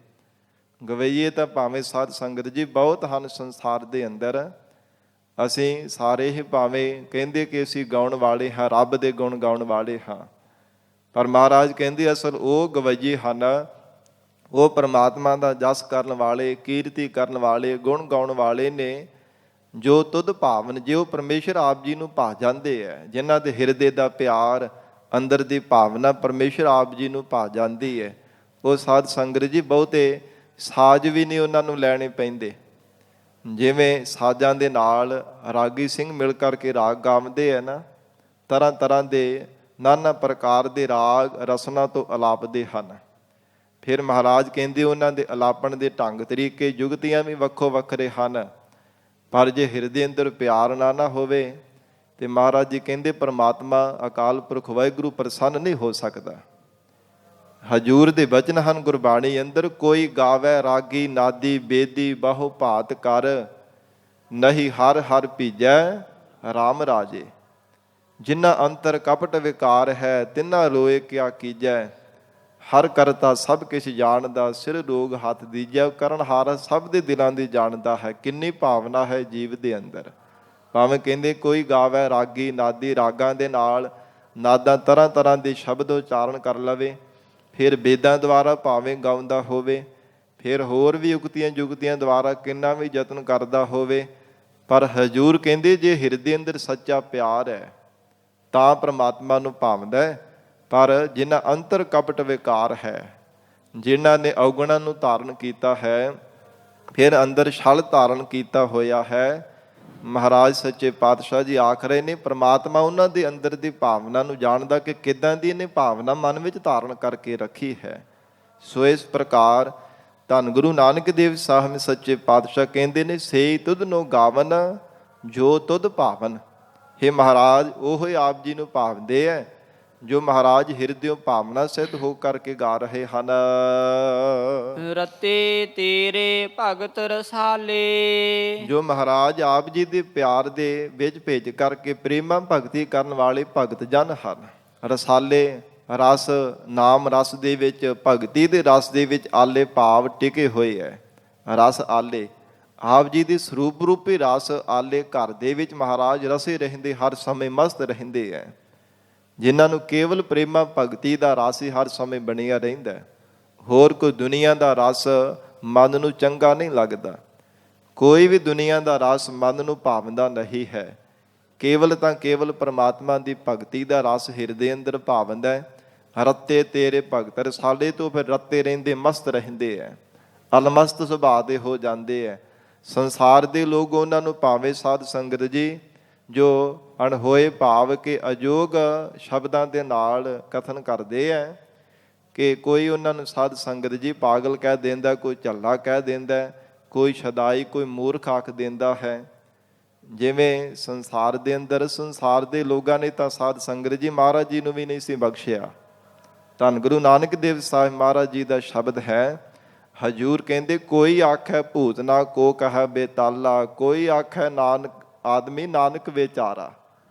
ਕੋਈ ਸਾਨੂੰ ਕਹਿੰਦੇ ਭੂਤ ਨਾ ਕਹੀ ਜਾਂਦਾ ਸੀ ਕਿ ਭੂਤ ਇਹਨਾਂ ਅੰਦਰ ਪ੍ਰਵੇਸ਼ ਕਰ ਗਿਆ, ਕੋਈ ਕਹਿੰਦੇ ਕੋਈ ਜਿੰਨ ਇਹਨਾਂ ਦੇ ਅੰਦਰ ਬੇਤਾਲ ਪ੍ਰਵੇਸ਼ ਕਰ ਗਿਆ, ਕੋਈ ਆਖੇ ਨਹੀਂ ਨਹੀਂ ਉਹੀ ਨਾਨਕ ਹੀ ਹੈ, ਤੇ ਕੋਈ ਕਹੀ ਜਾਵੇ ਨਹੀਂ ਨਹੀਂ ਸਾਡੇ ਵਾਂਗ ਮਨੁੱਖੀ ਹੈ। ਇਉਂ ਮਹਾਰਾਜ ਸਾਹਿਬ ਜੀ ਨੂੰ ਵੀ ਸੰਸਾਰ ਦੇ ਲੋਕਾਂ ਨੇ ਬਖਸ਼ਿਆ ਨਹੀਂ ਹੈ। ਤੇ ਮਹਾਰਾਜ ਹਜੂਰ ਕਹਿੰਦੇ ਹਨ ਇਹ ਮਨੁੱਖ ਬਪੜਾ ਭਲਾ ਕੀ ਹੈ, ਰੱਤੇ ਤੇਰੇ ਭਗਤ ਰਸਾਲੇ ਉਹ ਅਲਮਸਤ ਸੁਭਾਅ ਦੇ ਬਣ ਜਾਂਦੇ ਹੈ। ਸੰਸਾਰ ਦੇ ਵੱਲੋਂ ਉਹਨਾਂ ਨੂੰ ਕੋਈ ਕਾਨ ਕਨੌਟ, ਕੋਈ ਮਨ ਤੇ ਅਸਰ ਹੁੰਦਾ ਹੀ ਨਹੀਂ, ਜੋ ਮਰਜ਼ੀ ਕਹੀ ਜਾਵੇ ਕੋਈ ਪਰਵਾਹ ਨਹੀਂ, ਕੋਈ ਨਿੰਦਿਆ ਕਰੀ ਜਾਵੇ, ਕੋਈ ਉਸਤਤ ਕਰੀ ਜਾਵੇ, ਕੋਈ ਪਰਵਾਹ ਨਹੀਂ ਹੈ। ਐਸੇ ਜਿਹੜੇ ਅਵਸਥਾ ਵਾਲੇ ਭਗਤ ਹਨ, ਹਜੂਰ ਕਹਿੰਦੇ ਰੱਤੇ ਤੇਰੇ ਭਗਤ ਰਸਾਲੇ। ਪਰਮਾਤਮਾ ਜੀ ਆਪ ਜੀ ਦੇ ਪੈਦਾ ਕੀਤੇ ਹੋ ਪ੍ਰੇਮਾ ਭਗਤੀ ਕਰਨ ਵਾਲੇ ਭਗਤ ਜਨ ਆਪ ਜੀ ਦੇ ਮਹਾਰਾਜ ਨਾਮ ਰਸ ਦੇ ਵਿੱਚ, ਭਗਤੀ ਦੇ ਰਸ ਆਨੰਦ ਦੇ ਵਿੱਚ ਮਸਤ ਰਹਿੰਦੇ ਹਨ। ਹੋਰ ਕੀਤੇ ਤੁਧਨੋਂ ਗਾਵਨ। ਇਥੋਂ ਤੱਕ ਮਹਾਰਾਜ ਜੀ ਉਚਾਰਨ ਕਰਕੇ ਕਹਿੰਦੇ ਪਰਮਾਤਮਾ ਜੀ ਕਿੰਨੇ ਕੁ ਕਥਨ ਕਰੀਏ, ਹੋਰ ਕਿੰਨੇ ਕੁ ਆਪ ਜੀ ਨੂੰ ਕਥਨ ਕਰ ਰਹੇ ਹੈ। ਹੇ ਅਕਾਲ ਪੁਰਖ ਪਰਮਾਤਮਾ ਕਿੰਨੇ ਕੁ ਆਪ ਜੀ ਦਾ ਜਸ ਕਥਨ ਕਰ ਰਹੇ ਨੇ, ਕਿੰਨੇ ਕੁ ਰਾਗਾਂ ਦੇ ਨਾਲ, ਕਿੰਨੇ ਕੁ ਸਾਜ਼ਾਂ ਦੇ ਨਾਲ, ਕਿੰਨੇ ਕੁ ਧੁਨੀਆਂ ਦੇ ਨਾਲ, ਹੋਰ ਵੀ ਮਹਾਰਾਜ ਕਈ ਕਈ ਤਰ੍ਹਾਂ ਢੰਗਾਂ ਤਰੀਕਿਆਂ ਦੇ ਨਾਲ ਕਿੰਨੇ ਕੁ ਆਪ ਜੀ ਨੂੰ ਮਹਾਰਾਜ ਕਥਨ ਕਰ ਰਹੇ ਐ। ਸੇ ਮੈਂ ਚੇਤਨਾ ਆਵਨ। ਧੰਨ ਗੁਰੂ ਨਾਨਕ ਦੇਵ ਸਾਹਿਬ ਮਹਾਰਾਜ ਜੀ ਕਹਿੰਦੇ ਮਹਾਰਾਜ ਹੀ ਪ੍ਰਮਾਤਮਾ ਜੀ ਉਹ ਸਾਡੇ ਚਿੱਤ ਵਿੱਚ ਨਹੀਂ ਆ ਰਹੇ। ਕਿੰਨੇ ਕੁ ਆਪ ਜੀ ਨੂੰ ਕਥਨ ਕਰਦੇ ਐ ਮਹਾਰਾਜ, ਉਹ ਸਾਡੇ ਚਿੱਤ ਵਿੱਚ ਨਹੀਂ ਆ ਰਹੇ। ਐਸੇ ਬੇਅੰਤ ਤੇ ਤਮਾਮ ਸੰਸਾਰ ਭਰ ਦੇ ਜੀਵ ਆਪ ਜੀ ਦੇ ਗੁਣਾਂ ਨੂੰ ਗਾ ਰਹੇ ਹਨ। ਸੇ ਮੈਂ ਚਿੱਤ ਨਾ ਆਵਨ। ਹੇ ਪ੍ਰਮਾਤਮਾ, ਹੇ ਅਕਾਲ ਪੁਰਖ ਵਾਹਿਗੁਰੂ, ਜੇਕਰ ਕੋਈ ਜੀਵ ਦਾਅਵਾ ਕਰਕੇ ਵੀ ਯਤਨ ਕਰੇ ਨਾ ਤੇ ਪੂਰੇ ਸਾਧ ਸੰਗਤ ਜੀ ਜੀਵ ਨਹੀਂ ਉਹਦੇ ਚੇਤੇ ਵਿੱਚ ਆ ਸਕਦੇ ਜਿਹੜੇ ਪ੍ਰਮਾਤਮਾ ਦਾ ਜਸ ਕਰ ਰਹੇ ਹੈ। ਕਿਉਂਕਿ ਸਭੈ ਕਟ ਰਾਮ ਬੋਲੇ, ਸਭ ਜੀਵਾਂ ਰੂਪ ਹੋ ਕਰਕੇ ਪਰਮੇਸ਼ਰ ਆਪ ਬੋਲਦਾ ਪਿਆ ਹੈ। ਤੇ ਕਿੰਨੇ ਕੁ ਜੀਵ ਕੋ ਕਥਨ ਕਰੇਗਾ। ਇੱਕ ਇੱਕ ਜਾਤ ਵਿੱਚ, ਇੱਕ ਇੱਕ ਜੂਨ ਦੇ ਵਿੱਚ ਕਿੰਨੀਆਂ ਜਾਤੀਆਂ ਪ੍ਰਜਾਤੀਆਂ ਨੇ, ਵੱਖੋ ਵੱਖਰੇ ਰੂਪ ਰੇਖਾਵਾਂ, ਰੰਗ ਢੰਗ, ਉਹਨਾਂ ਦੇ ਸੁਭਾਅ, ਉਗਤੀਆਂ ਜੁਗਤੀਆਂ ਕਿੱਦਾਂ ਦੇ, ਕੋਈ ਕਥਨ ਕਰ ਹੀ ਨਹੀਂ ਸਕਦਾ। ਇਸ ਕਰਕੇ ਮਹਾਰਾਜ ਕਹਿੰਦੇ ਸੇ ਮੈਂ ਚਿੱਤ ਨਾ ਆਵਨ। ਪਰਮਾਤਮਾ ਜੀ ਸਾਡੇ ਚੇਤੇ ਵਿੱਚ ਨਹੀਂ ਆ ਰਹੇ। ਕਿੰਨੇ ਕੁ ਤਮਾਮ ਬੇਅੰਤ ਆਪ ਜੀ ਦੇ ਜਸ ਗਾ ਰਹੇ ਹਨ। ਨਾਨਕ ਕਿਆ ਵਿਚਾਰੇ। ਧੰਨ ਗੁਰੂ ਨਾਨਕ ਦੇਵ ਸਾਹਿਬ ਪਾਤਸ਼ਾਹ ਕਹਿੰਦੇ ਉਹਨਾਂ ਦੇ ਬਾਬਤ ਫਿਰ ਭਲਾ ਕੀ ਵਿਚਾਰ ਕੀਤੀ ਜਾ ਸਕਦੀ ਹੈ। ਹੇ ਭੈਣ ਜੀ ਨਾਨਕੀ ਜੀ, ਪਰਮਾਤਮਾ ਦਾ ਕਿੰਨੇ ਕੁ ਜੀਵ ਜਸ ਗਾ ਰਹੇ ਆ। ਕਿਉਂਕਿ ਸ਼ਬਦ ਆਪਣੀ ਭੈਣ ਜੀ ਦੇ ਬੇਬੇ ਨਾਨਕੀ ਜੀ ਦੇ ਬੇਨਤੀ ਕਰਨ ਤੇ ਮਹਾਰਾਜ ਜੀ ਨੇ ਉਚਾਰਨ ਕੀਤਾ ਹੈ। ਸਤਿਗੁਰੂ ਜੀ ਕਹਿੰਦੇ ਹਨ ਸੇ ਕਿ ਅਕਾਲ ਪੁਰਖ ਪਰਮਾਤਮਾ ਕਿੰਨੇ ਕੁ ਜੀਵ ਆਪ ਜੀ ਦੀ ਜਸ ਗਾ ਰਹੇ ਆ। ਨਾਨਕ ਕਿਆ ਵਿਚਾਰੇ। ਕਿਵੇਂ ਕਿ ਉਹਨਾਂ ਦੇ ਬਾਬਤ ਵਿਚਾਰ ਕਰ ਸਕਦਾ ਜਾਂ ਵਿਚਾਰ ਕਰਕੇ ਦੇਖ ਲਵੇ, ਫਿਰ ਬਾਅਦ ਵਿੱਚ ਪਛਤਾਉਣਾ ਹੀ ਪਵੇਗਾ, ਝੂਰਨਾ ਹੀ ਪਵੇਗਾ। ਜਿਹੜਾ ਕੋਈ ਦਾਅਵਾ ਕਰਦਾ ਨਾ ਕਿ ਮੈਂ ਕਥਨ ਕਰ ਸਕਦਾ ਕਿ ਇੰਨੇ ਜੀਵ ਰੱਬ ਨੂੰ ਗਾ ਰਹੇ ਨੇ, ਹਜੂਰ ਕਹਿੰਦੇ ਕੋਈ ਵਿਚਾਰ ਉਹਨਾਂ ਦੀ ਬਾਬਤ ਕੀਤੀ ਨਹੀਂ ਜਾ ਸਕਦੀ। ਐਸੇ ਅਣਗਿਣਤ ਹੀ ਰੱਬ ਨੂੰ ਗਾ ਰਹੇ ਹਨ। ਸੋਈ ਸੋਈ ਸਦਾ ਸੱਚ ਸਾਹਿਬ। ਇਉਂ ਕਹਿ ਲਈਏ ਕਿ ਉਹ ਪ੍ਰਮਾਤਮਾ, ਉਹ ਅਕਾਲ ਪੁਰਖ ਵਾਹਿਗੁਰੂ ਸਦਾ ਰਹਿਣ ਵਾਲਾ ਹੈ, ਸਦਾ ਰਹਿਣ ਵਾਲਾ ਹੈ। ਸੱਚ ਕਹੀਏ ਕਿ ਤਿੰਨਾਂ ਕਾਲਾਂ ਦੇ ਵੀ ਸੱਚ ਹੈ ਸਾਹਿਬ, ਜੋ ਸਭ ਦਾ ਮਾਲਕ ਹੈ। ਉਹ ਪ੍ਰਮਾਤਮਾ, ਉਹ ਜੋ ਆਦ ਕਾਲ ਵਿੱਚ ਵੀ ਸੱਚਾ ਸੀ, ਯੁੱਗਾਂ ਯੁੱਗਾਂ ਵਿੱਚ ਵੀ, ਹੁਣ ਵੀ ਅਤੇ ਆਉਣ ਵਾਲੇ ਸਮੇਂ ਵਿੱਚ ਵੀ ਸੱਚਾ ਹੋਵੇਗਾ। ਜੋ ਸਭ ਜੀਵਾਂ ਦਾ ਮਾਲਕ ਹੈ। ਸਾਚਾ ਸਾਚੀ ਨਾਈ। ਮਹਾਰਾਜ ਕਹਿੰਦੇ ਹੈ ਗੁਰਸਿੱਖੋ, ਉਹ ਪ੍ਰਮਾਤਮਾ ਆਪ ਵੀ ਸੱਚਾ ਹੈ ਅਤੇ ਨਾਈ ਕਹੀਏ ਕਿ ਉਹਦੀ ਵਡਿਆਈ, ਪ੍ਰਮਾਤਮਾ ਦਾ ਜਸ, ਵਾਹਿਗੁਰੂ ਜੀ ਦੀ ਸੋਭਾ ਉਹ ਵੀ ਸੱਚੀ ਹੈ, ਸਦਾ ਰਹਿਣ ਵਾਲੀ ਹੈ। ਅਕਾਲ ਪੁਰਖ ਪ੍ਰਮਾਤਮਾ, ਵੱਡੇ ਮੇਰੇ ਸਾਹਿਬਾ ਵੱਡੀ ਤੇਰੀ ਵਡਿਆਈ। हे ਮਹਾਰਾਜ, ਆਪ ਜੀ ਸਭ ਤੋਂ ਵੱਡੇ ਹੋ ਤੇ ਆਪ ਜੀ ਦੀ ਵਡਿਆਈ ਵੀ ਮਹਾਰਾਜ ਸਭ ਤੋਂ ਵੱਡੀ ਹੈ, ਪਰਮ ਹੈ, ਕੋਈ ਕਥਨ ਕਰ ਹੀ ਨਹੀਂ ਸਕਦਾ ਕਿੰਨੀ ਕੁ ਵੱਡੀ ਹੈ। ਵੱਡੇ ਕੀਆਂ ਵਡਿਆਈਆ, ਕਿਛ ਕਹਿਣਾ ਕਹਿਣ ਨਾ ਜਾਏ, ਸੋ ਕਰਤਾ ਕਾਦਰ ਕਰੀਮ, ਦੇ ਜੀਆ ਰਿਜਕ ਸੰਭਾਹੇ। ਮਹਾਰਾਜ ਸੱਚੇ ਪਾਤਸ਼ਾਹ ਕਹਿੰਦੇ ਹੋ ਸਭ ਜੀਵਾਂ ਦਾ ਕਰਤਾ ਵੀ ਆਪ ਹੈ। ਕਰੀਮ ਕਹੀਏ ਕਿ ਦਾਤਾਂ ਪ੍ਰਦਾਨ ਕਰਨ ਵਾਲਾ ਵੀ ਆਪ ਹੈ, ਕਾਦਰ ਵੀ ਆਪ ਹੈ, ਤੇ ਦਾਤਾਂ ਦੇਣ ਵਾਲਾ ਵੀ ਪਰਮੇਸ਼ਰ ਆਪ ਹੈ। ਐਸਾ ਉਹ ਅਕਾਲ ਪੁਰਖ ਵਾਹਿਗੁਰੂ ਹੈ, ਜਿਸ ਦੀਆਂ ਵਡਿਆਈਆਂ ਵੀ ਵੱਡੀਆਂ ਹਨ, ਆਪ ਸੱਚਾ ਹੈ, ਸਾਚੀ ਨਾਈ, ਤੇ ਪਰਮੇਸ਼ਰ ਦੀ ਵਡਿਆਈ ਵੀ ਸਦਾ ਸੱਚ ਰਹਿਣ ਵਾਲੀ ਹੈ ਪੀ ਹੋਸੀ ਜਾਏ ਨਾ ਜਾਸੀ। ਫਿਰ ਬੇਬੇ ਨਾਨਕੀ ਜੀ ਪੁੱਛਦੇ ਹਨ ਮਹਾਰਾਜ ਸਾਹਿਬ ਜੀ, ਹੇ ਅਕਾਲ ਪੁਰਖ ਵਾਹਿਗੁਰੂ ਪਰਮੇਸ਼ਰ ਦੇ ਸਰੂਪ, ਹੇ ਭਰਾਤਾ ਜੀ, ਉਹ ਪ੍ਰਮਾਤਮਾ ਦਾ ਸਰੂਪ ਕਿਹੋ ਜਿਹਾ ਹੈ? ਫਿਰ ਕਹਿੰਦੇ ਹਨ ਕਿ ਹੈ ਭੀ ਹੋਸੀ ਜਾਏ ਨਾ ਜਾਸੀ, ਹੈ ਹੁਣ ਵੀ ਸੱਚਾ ਹੈ, ਐਸਾ ਪ੍ਰਮਾਤਮਾ ਦਾ ਸਰੂਪ ਹੈ। ਭੀ ਭੂਤ ਕਾਲ ਦੇ ਵਿੱਚ, ਲੰਘੇ ਸਮੇਂ ਦੇ ਵਿੱਚ ਵੀ ਪ੍ਰਮਾਤਮਾ ਸੱਚਾ ਸੀ। ਹੋਸੀ ਕਹੀਏ ਕਿ ਆਉਣ ਵਾਲਾ, ਭਵਿੱਖਤ ਕਾਲ, ਆਉਣ ਵਾਲੇ ਸਮੇਂ ਵਿੱਚ ਵੀ ਜਿਸ ਪਰਮੇਸ਼ਰ ਨੇ ਸੱਚਾ ਹੋਣਾ, ਸੱਚਾ ਹੋਵੇਗਾ। ਐਸਾ ਮਹਾਰਾਜ ਕਹਿੰਦੇ ਉਹ ਪ੍ਰਮਾਤਮਾ ਹੈ ਜਾਏ ਨਾ ਜਾਸੀ, ਨਾ ਕਿਤੇ ਜਾਸੀ ਜਾਣ ਵਾਲਾ ਤੇ ਜਾਏ ਨਾ ਉਹਨੂੰ ਕਿਸੇ ਨੇ ਜਨਮਿਆ ਹੈ। ਐਸਾ ਅਜਨਮਾ ਪ੍ਰਮਾਤਮਾ ਦਾ ਸਰੂਪ ਹੈ। ਜਾਏ ਨਾ ਕਿਤੇ ਜਾਣ ਵਾਲਾ ਤੇ ਜਾਸੀ ਨਾ ਉਹਨੂੰ ਕੋਈ ਜਾਣ ਸਕਦਾ ਹੈ। ਐਸਾ ਮਹਾਰਾਜ ਕਹਿੰਦੇ ਨਿਰਗੁਣ ਸਰੂਪ ਦੇ ਵਿੱਚ ਪਰਮਾਤਮਾ ਜੀ ਦਾ ਸਰੂਪ ਹੈ, ਉਹਨੂੰ ਕੋਈ ਜਾਣ ਵੀ ਨਹੀਂ ਸਕਦਾ ਆਪਣੇ ਬਲ ਨਾਲ।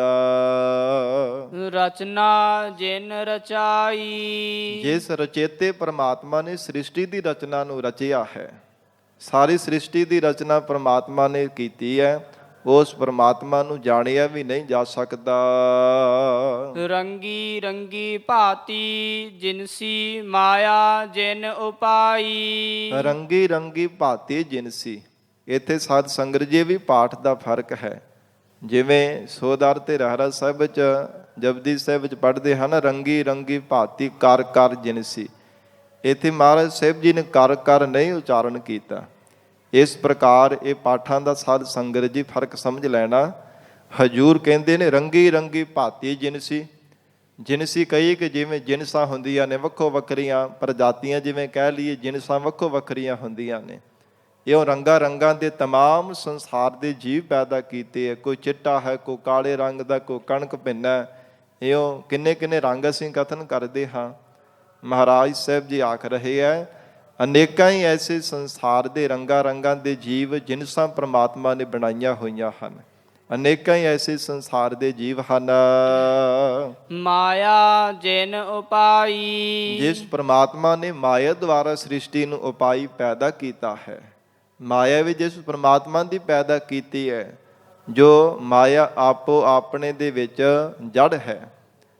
ਪਰਮਾਤਮਾ ਨੇ ਉਹਨੂੰ ਚੇਤਨਤਾ ਹੀ ਬਖਸ਼ੀ, ਆਪਣੀ ਚੇਤਨਤਾ ਦੇ ਕਰਕੇ, ਚੇਤਨਤਾ ਸ਼ਕਤੀ ਦੇ ਕਰਕੇ ਪਰਮਾਤਮਾ ਨੇ ਬਲ ਦਿੱਤਾ, ਜਿਸ ਨੂੰ ਪ੍ਰਬਲ ਮਾਇਆ ਕਿਹਾ ਜਾਂਦਾ ਕਿ ਵਿਸ਼ੇਸ਼ ਕਰਕੇ ਬਹੁਤੇ ਬਲ ਵਾਲੀ ਇਹ ਮਾਇਆ ਹੈ, ਜਿਸ ਨੇ ਬੜੇ ਬੜੇ ਵੱਡੇ ਵੱਡੇ ਰਿਖੀਆਂ ਮੁਨੀਆਂ ਤਪਸਵੀਆਂ ਦੇ ਬਲ ਨੂੰ ਵੀ ਢਾਹ ਲਾ ਕੇ ਆਪਣੇ ਅਧੀਨ ਕਰ ਲਿਆ ਹੈ, ਕਿਉਂਕਿ ਇਹਦੇ ਅੰਦਰ ਪਰਮਾਤਮਾ ਦੀ ਚੇਤਨ ਸ਼ਕਤੀ ਆਈ ਹੈ।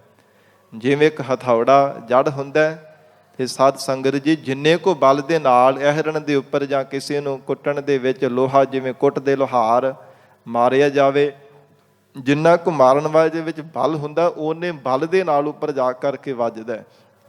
ਔਰ ਇਹੋ ਮਹਾਰਾਜ ਹਜੂਰ ਕਹਿੰਦੇ ਹਨ ਕਿ ਇਹ ਜਿਹੜੀ ਮਾਇਆ ਹੈ ਆਪੋ ਵਿੱਚ ਜੜ ਹੈ ਤੇ ਪਰਮੇਸ਼ਰ ਦਾ ਅਮਿਤ ਬਲ, ਪ੍ਰਬਲ ਬਲ ਇਹਦੇ ਅੰਦਰ ਆਇਆ। ਸਾਧ ਸੰਗਤ ਜੀ ਇਸ ਕਰਕੇ ਇਹਦੇ ਬਲ ਨੂੰ ਕੋਈ ਜਿੱਤ ਨਹੀਂ ਸਕਦਾ ਆਪਣੇ ਬਲ ਦੇ ਨਾਲ।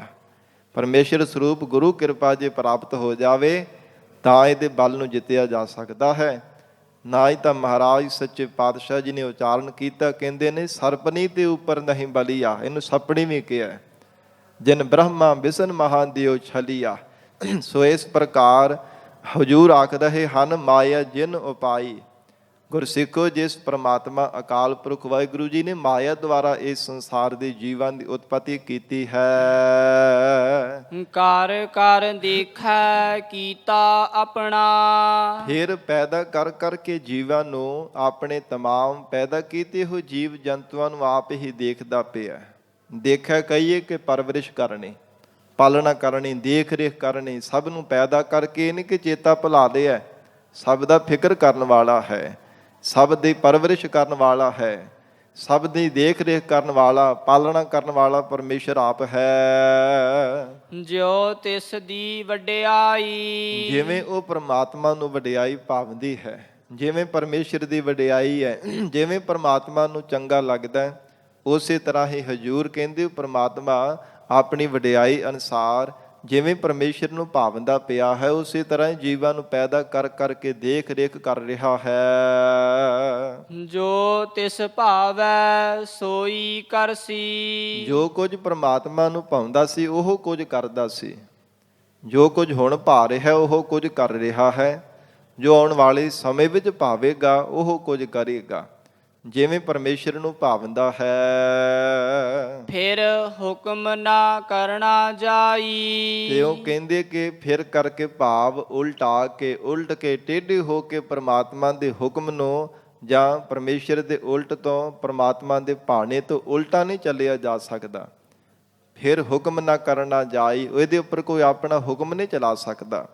ਜਿਵੇਂ ਸਾਧ ਸੰਗਤ ਜੀ, ਜੋ ਕੋਰਟ ਦੇ ਵਿੱਚ ਜਿਵੇਂ ਫੈਸਲਾ ਹੋ ਜਾਂਦਾ ਨਾ, ਹਾਈ ਕੋਰਟ ਦੇ ਵਿੱਚ, ਤੇ ਉਹਦਾ ਸਭ ਨੂੰ ਮੰਨਣਾ ਪੈਂਦਾ, ਜਿੱਦਾਂ ਦਾ ਵੀ ਫੈਸਲਾ ਹੋਵੇ, ਜਿਹਦੇ ਹੱਕ ਦੇ ਵਿੱਚ ਵੀ ਹੋ ਜਾਵੇ। ਇਹ ਮਹਾਰਾਜ ਕਹਿੰਦੇ ਕਿ ਅਕਾਲ ਪੁਰਖ ਪ੍ਰਮਾਤਮਾ ਜੀ ਦਾ ਜਿਹੜਾ ਹਾਈ ਕੋਰਟ ਦੀ ਤਰ੍ਹਾਂ ਸਾਧ ਸੰਗਤ ਵਾਹਿਗੁਰੂ ਜੀ ਦਾ ਹੁਕਮ ਹੈ ਨਾ, ਆਰਡਰ ਹੈ, ਜਿਵੇਂ ਪ੍ਰਮਾਤਮਾ ਦਾ ਹੁਕਮ ਹੋ ਜਾਂਦਾ ਉਹਨੂੰ ਮੰਨਣਾ ਹੀ ਪੈਂਦਾ ਹੈ। ਉਹਦੇ ਹੁਕਮ ਦੀ ਕੋਈ ਅਦੂਲਗੀ ਨਹੀਂ ਕਰ ਸਕਦਾ। ਹੁਕਮ ਹੈ ਅੰਦਰ ਸਭ ਕੋ, ਬਾਹਰ ਹੁਕਮ ਨਾ ਕੋਏ। ਸੋ ਇਸ ਕਰਕੇ ਪਾਤਸ਼ਾਹ ਜੀ ਕਹਿੰਦੇ ਨੇ ਫਿਰ ਹੁਕਮ ਨਾ ਕਰਨਾ ਜਾਏ। ਦੁਬਾਰਾ ਉਲਟਾ ਕੇ ਪਰਮਾਤਮਾ ਦੇ ਹੁਕਮ ਦੇ ਉੱਪਰ ਆਪਣਾ ਕੋਈ ਹੁਕਮ ਨਹੀਂ ਚਲਾ ਸਕਦਾ। ਪਰਮਾਤਮਾ ਦੇ ਕੀਤੇ ਹੋਏ ਤੇ ਕੋਈ ਆਪਣਾ ਹੁਕਮ ਨਹੀਂ ਦਾਅਵੇ ਨਾਲ ਕਰ ਸਕਦਾ। ਸੋ ਪਾਤਸ਼ਾਹੋ ਸਾਹਾ ਪਤ ਸਾਹਿਬ। ਸਤਿਗੁਰੂ ਨਾਨਕ ਦੇਵ ਸਾਹਿਬ ਮਹਾਰਾਜ ਜੀ ਸਮਾਪਤੀ ਦੀਆਂ ਪੰਕਤੀਆਂ ਵਿੱਚ ਉਚਾਰਨ ਕਰ ਰਹੇ ਹੈ, ਐਸਾ ਅਕਾਲ ਪੁਰਖ ਪਰਮਾਤਮਾ ਹੈ ਜੋ ਬਾਦਸ਼ਾਹਾਂ ਦਾ ਵੀ ਬਾਦਸ਼ਾਹ, ਵੱਡਾ ਬਾਦਸ਼ਾਹ ਹੈ, ਪਰਮ ਬਾਦਸ਼ਾਹ ਹੈ। ਕਿਉਂਕਿ ਦੁਨੀਆ ਦੇ ਰਾਜੇ ਔਰ ਬਾਦਸ਼ਾਹ ਇਹ ਤਾਂ ਕੇਵਲ 4 ਦਿਨਾਂ ਦੇ ਵਾਸਤੇ ਸੰਸਾਰ ਦੇ ਅੰਦਰ ਜਨਮੇ ਹੈ, ਪਰ ਪ੍ਰਮਾਤਮਾ ਜੋ ਬਾਦਸ਼ਾਹ ਹੈ ਉਹ ਸਦਾ ਰਹਿਣ ਵਾਲਾ ਹੈ, ਸਦਾ ਅਟਲ ਰਹਿਣ ਵਾਲਾ ਹੈ। ਇਸ ਕਰਕੇ ਮਹਾਰਾਜ ਕਹਿੰਦੇ ਸੋ ਪਾਤਸ਼ਾਹੋ ਸਾਹ ਪਤ ਸਾਹਿਬ।